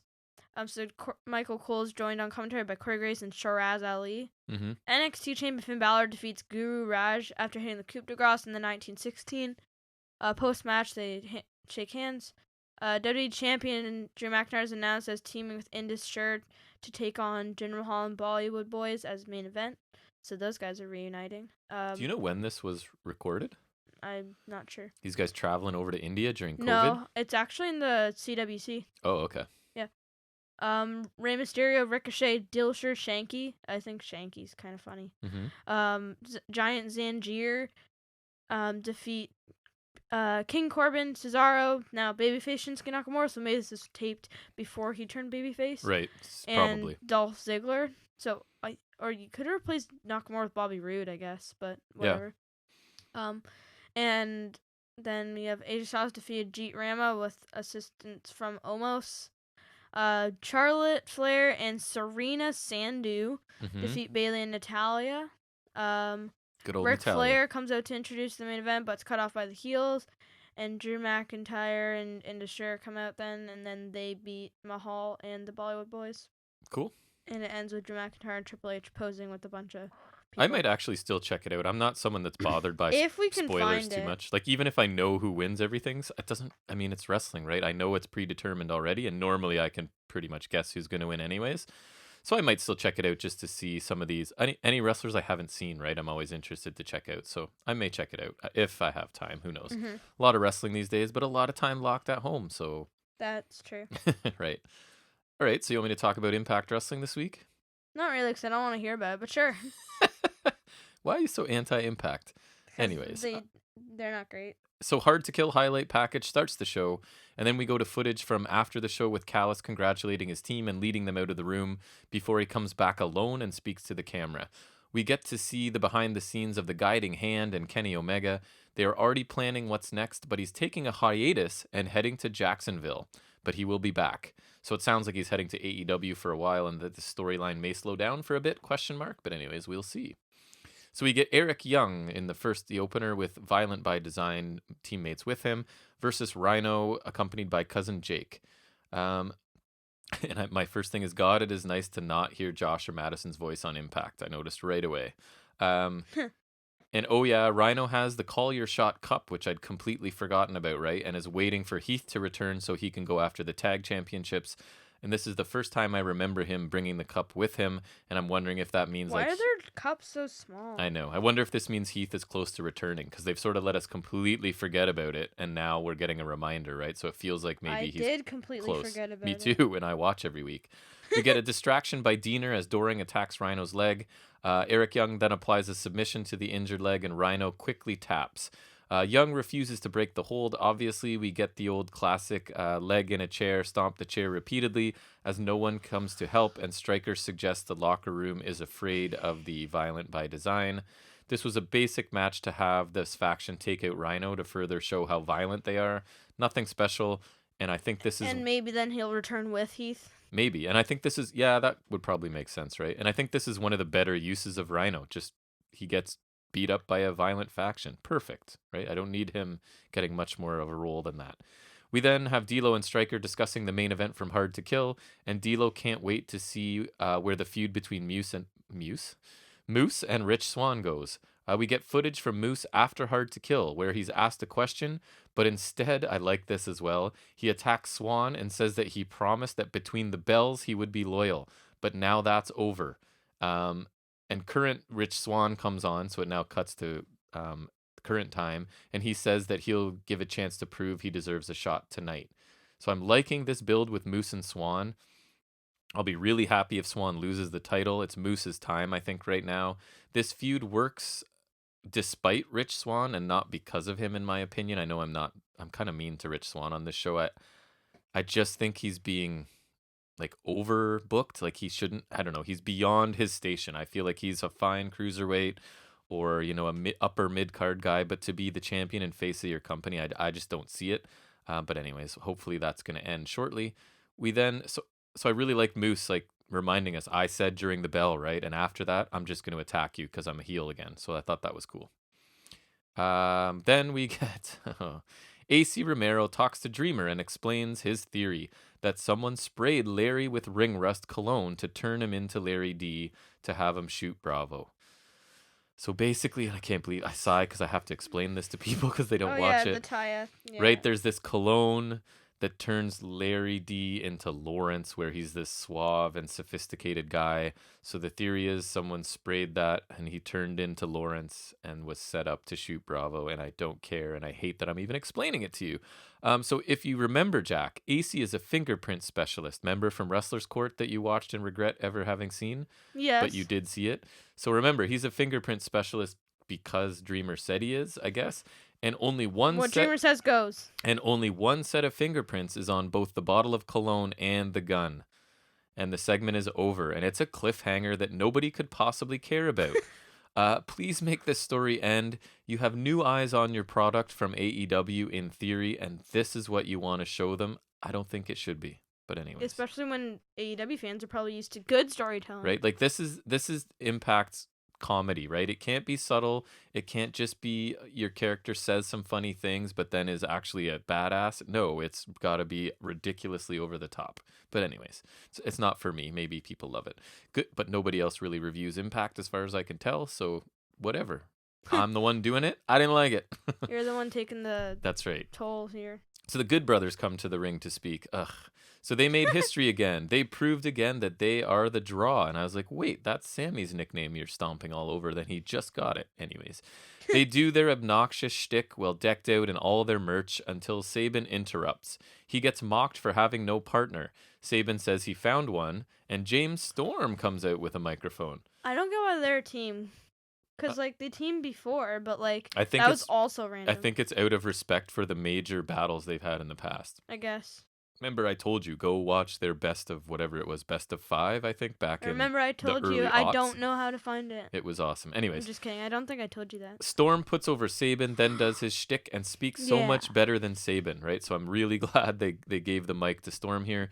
The Good Brothers have what he wants in the belts, and he uses his tagline, and Matt Hardy and Private Party interrupt. This was a surprise. I had no expectation of them showing up here, so that was kind of made it exciting.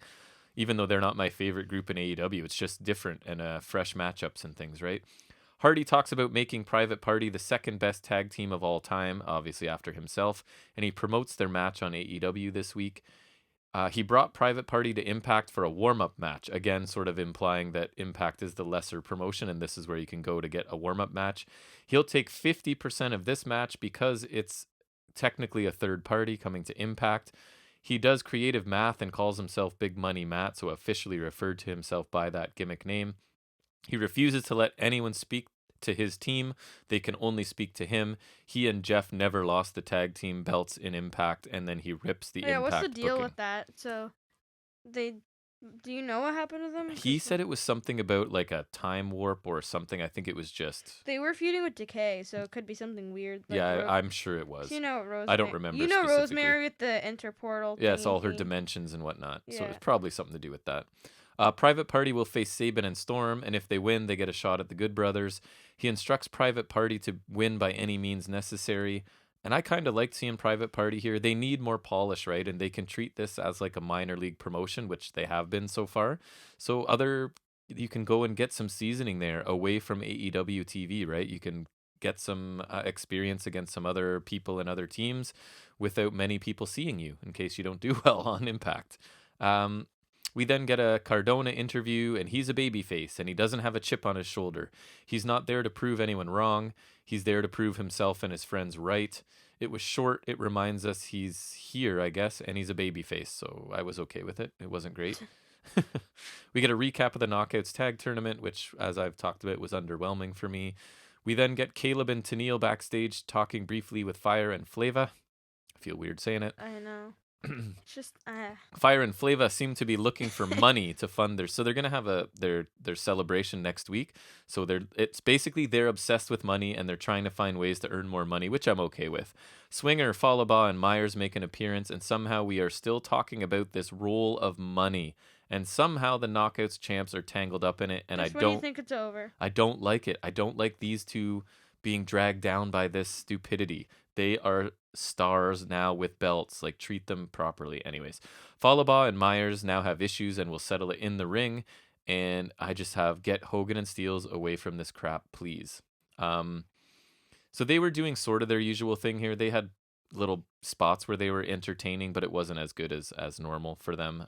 But it was still entertaining, I guess, for Impact. We then get Kimberly and Susan versus Jordan, Grace, and Jazz. Susan wrestles in her suit, which I thought was interesting. I wasn't expecting that. Jordan is isolated and dominated by the heels at one point. We get a weird hot tag to Jazz, who lands a couple of punches and then immediately tags out. You know how we get annoyed when like one tag partner takes an absolute beating, finally tags out, the fresh person comes in and does like the hot tag flurry, and then tags back into the person who's only had like 2 seconds to rest. I think that I exactly. know they did that in Ciampa and Thatcher's match. We'll talk about soon. I think it's here because maybe Jazz can't work super long anymore. I don't know, but it seems strange. Like Grace got beaten, has 2 seconds to recover, and then gets tagged back in. Anyways, the ref is distracted. We get a belt shot to Jazz by Deanna and a roll-up win for Susan and Kimberly. Reminds me of is because we just watched Mighty Ducks 2.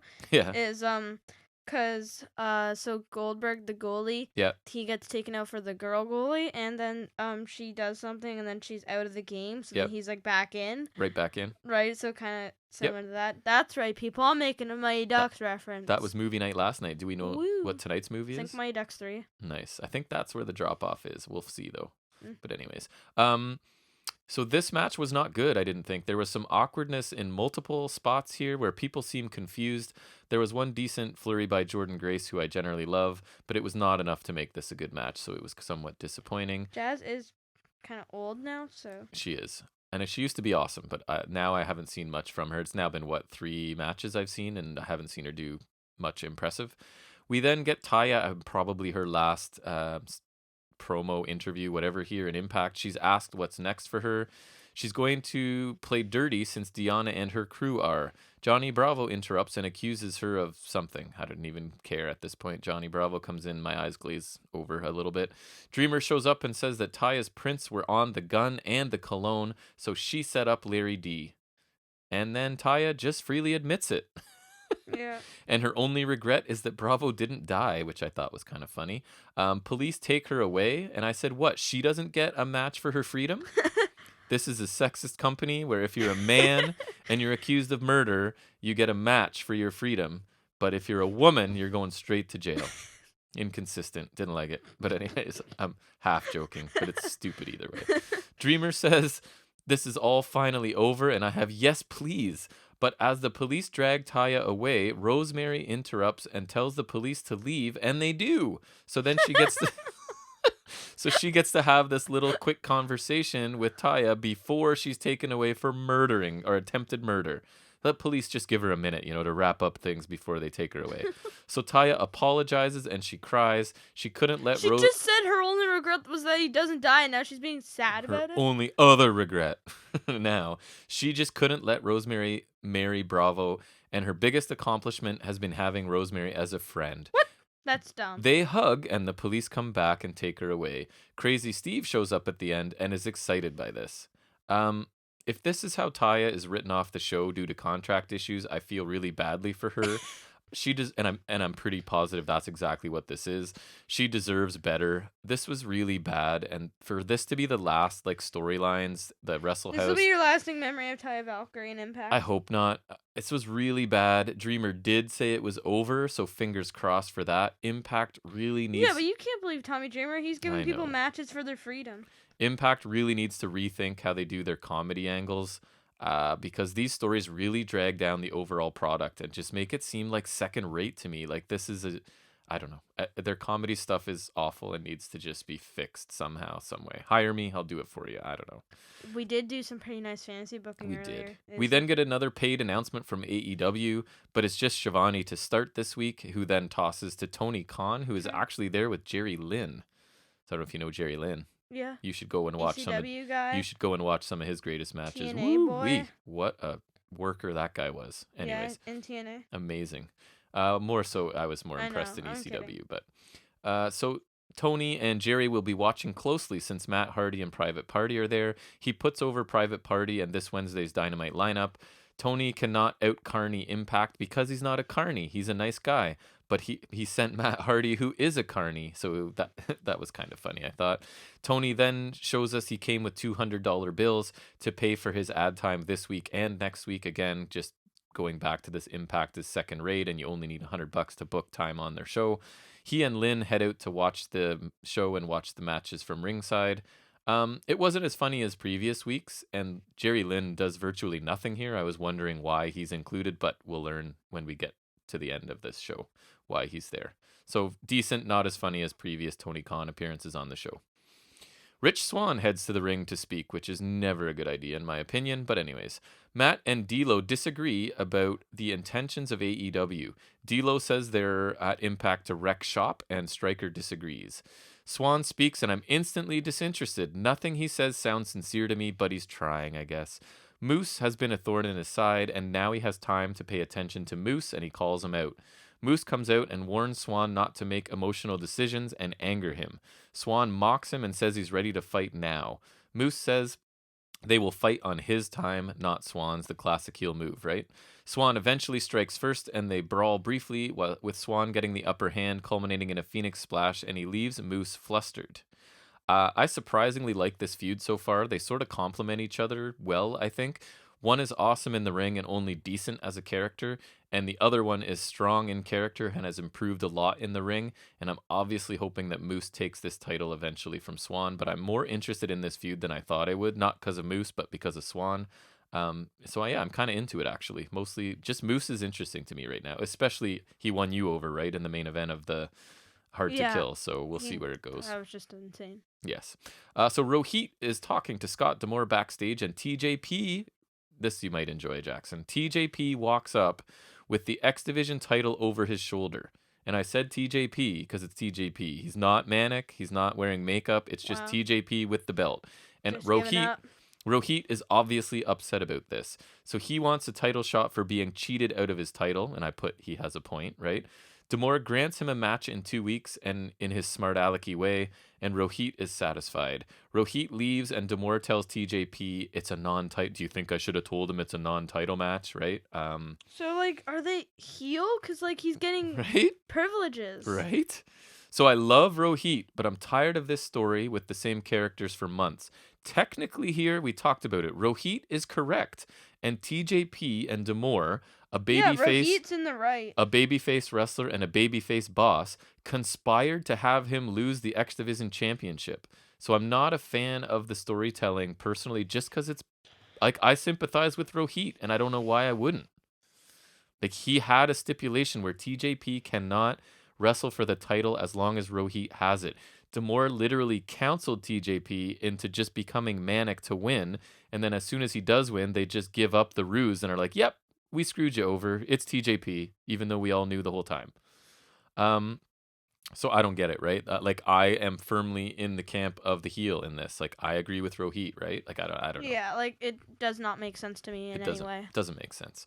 We then move to Hogan and Steels are backstage interviewing people in preparation for their celebration next week. And they're, as I said, they're obsessed with making money. So they decide that Alicia can be the MC. They offer the referee a spot in the ring for a fee. They basically have platinum level, which is in the ring, gold, which is ringside, and all of it brings a fee, right, to come and see them. Havoc and Nevaeh show up and want a spot at the celebration. So Hogan and Steels immediately are sort of a bit nervous, right, and tell them it's sold out and that the only tickets available are, they call it the copper level, which means you're at home watching it on your television. I thought that was kind of funny. This wasn't as good as some of the things that Fire and Flava have done, and it was pretty long. It's so hard. I'm so unhip. I just can't say that. Say it again. Fire and Flava. But there will still be some entertaining bits in this, and the celebration next week I hope will be fun because it's just going to showcase them and their personality and their characters, which is exactly what needs to be done. So I'm optimistic for next week. Okay, you ready for a game changer match? Brian Myers versus Falaba. Wow.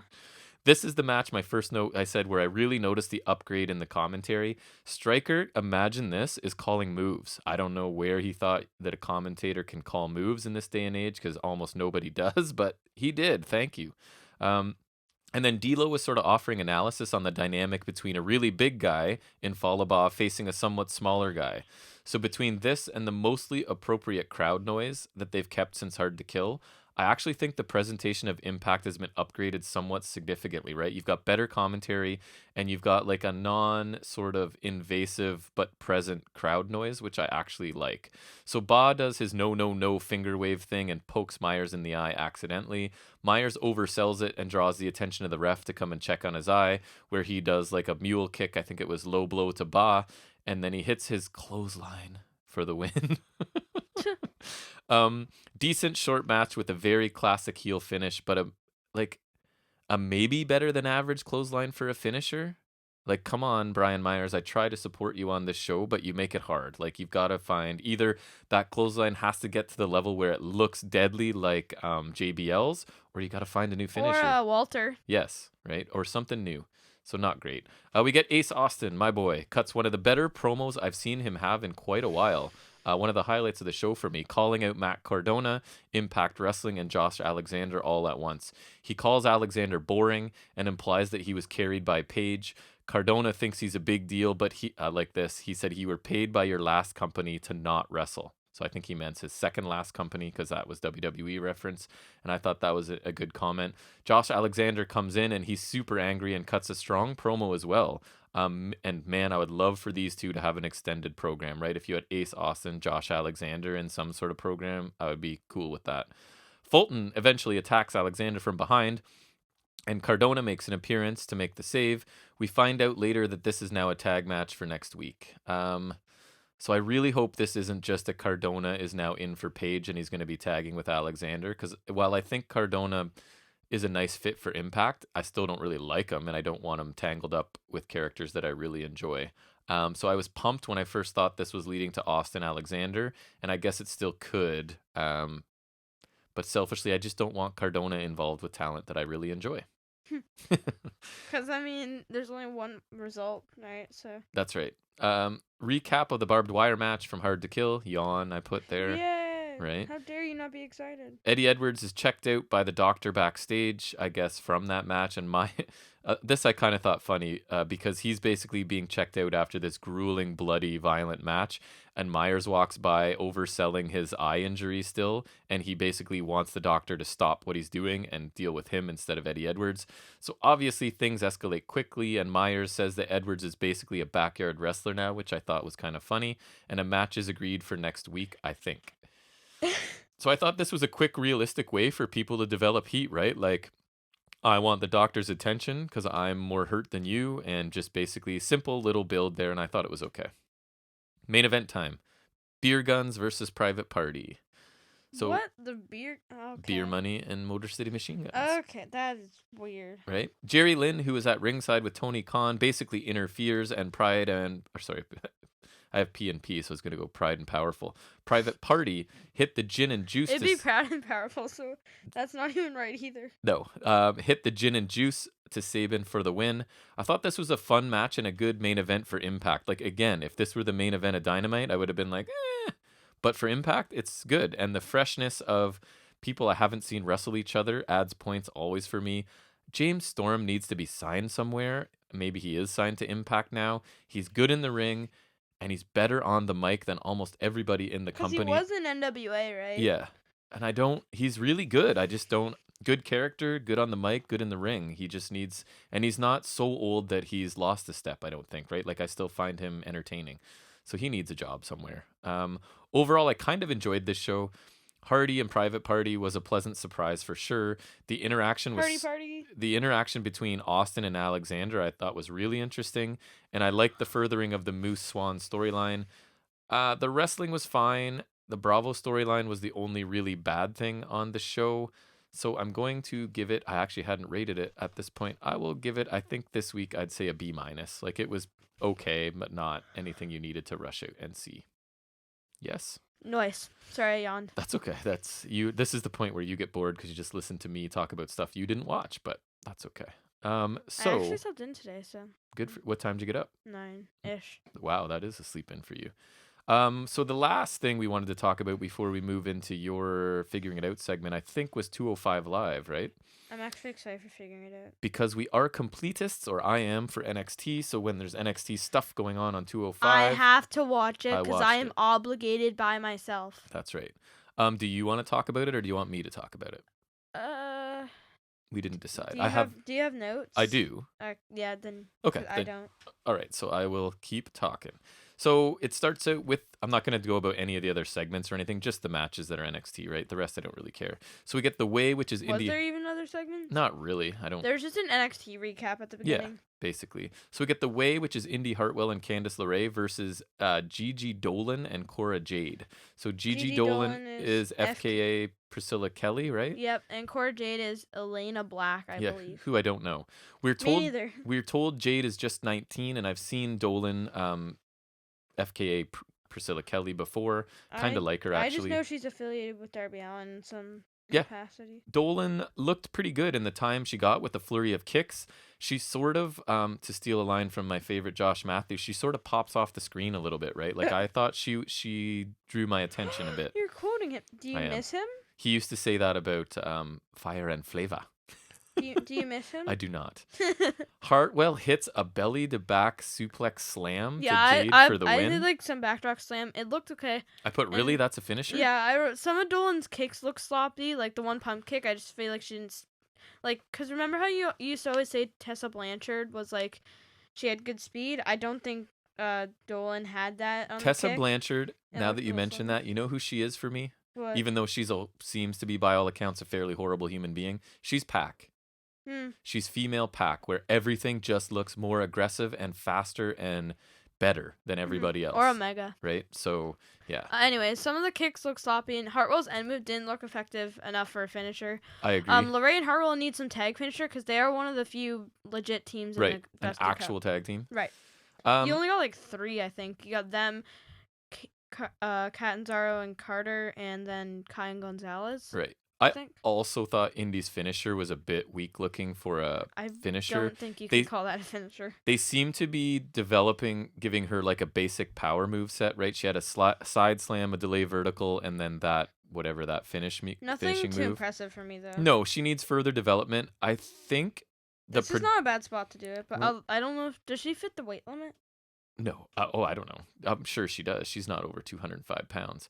I think she's doing a better job projecting her heel attitude with facial expressions and stuff. I think that part is better. She seems more comfortable, a little more animated, if you will.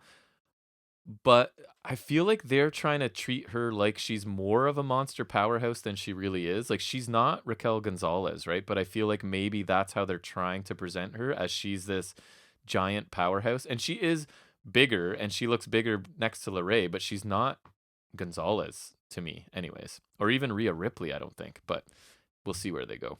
I didn't think it was a great match, especially when Hartwell and Jade were in the ring. I don't know if you noticed, but they were basically having conversations about what they were going to do at one point that was pretty sloppy. I did not notice that. The result was never in question, I didn't think. I agree.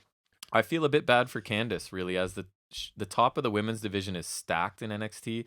So she gets to, like, I mean, this is harsh, like, work training matches and babysit green new talent.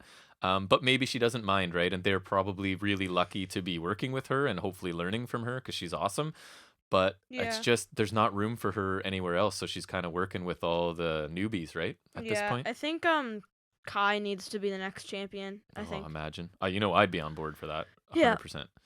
Yeah. The other match we get is Tony Nese and Arya Daivari versus Thatcher and Ciampa. So this is a reluctant tag team. This is a crazy idea. Brand new. Wow. Brand new idea. I've never groundbreaking seen this. stuff. I've never seen this in my entire life in the history of this company. No. So I told you this on our walk to Booster Juice. The commentary team were telling us that Daivari and Nese have the advantage going into this. Because they're an established team.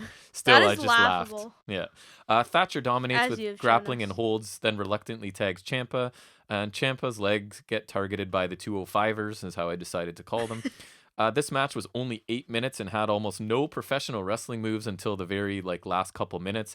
It was just grappling and limb targeting almost exclusively until Thatcher's hot tag where he hit a couple suplexes. We do get a moonsault by Nese and a splash by Daivari in succession for a 2 count.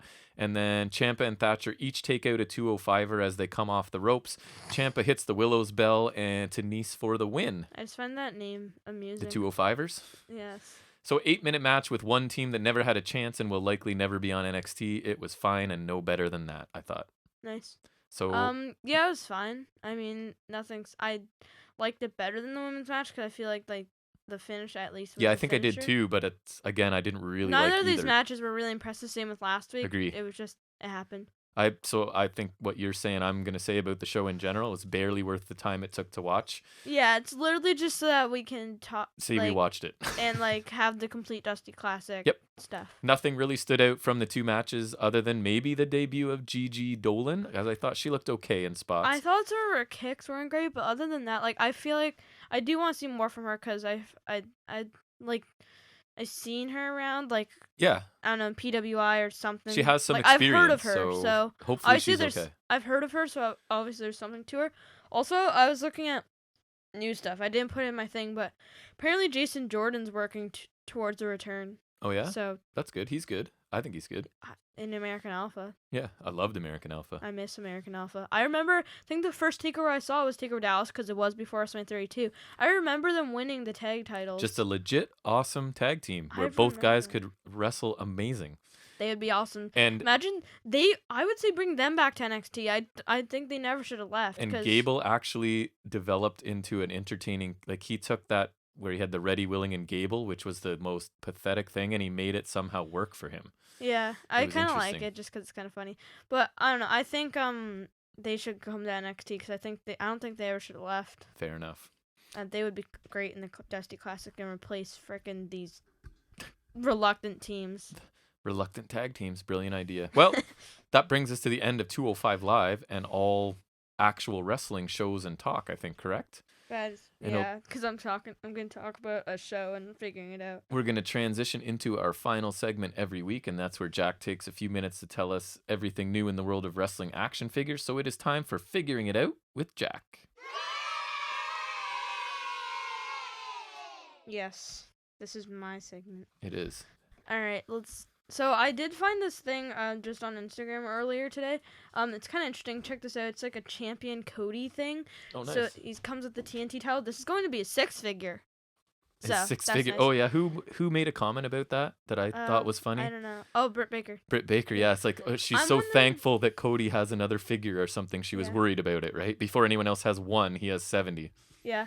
I'm wondering if this is like a start of a new series because like the way the packaging looks, it looks like it's like kind of an interstage thingy, but I think it'll be like kind of like a championship series. So I think it'd be cool if we could get like I'd love Hangman and Omega with the tag belts.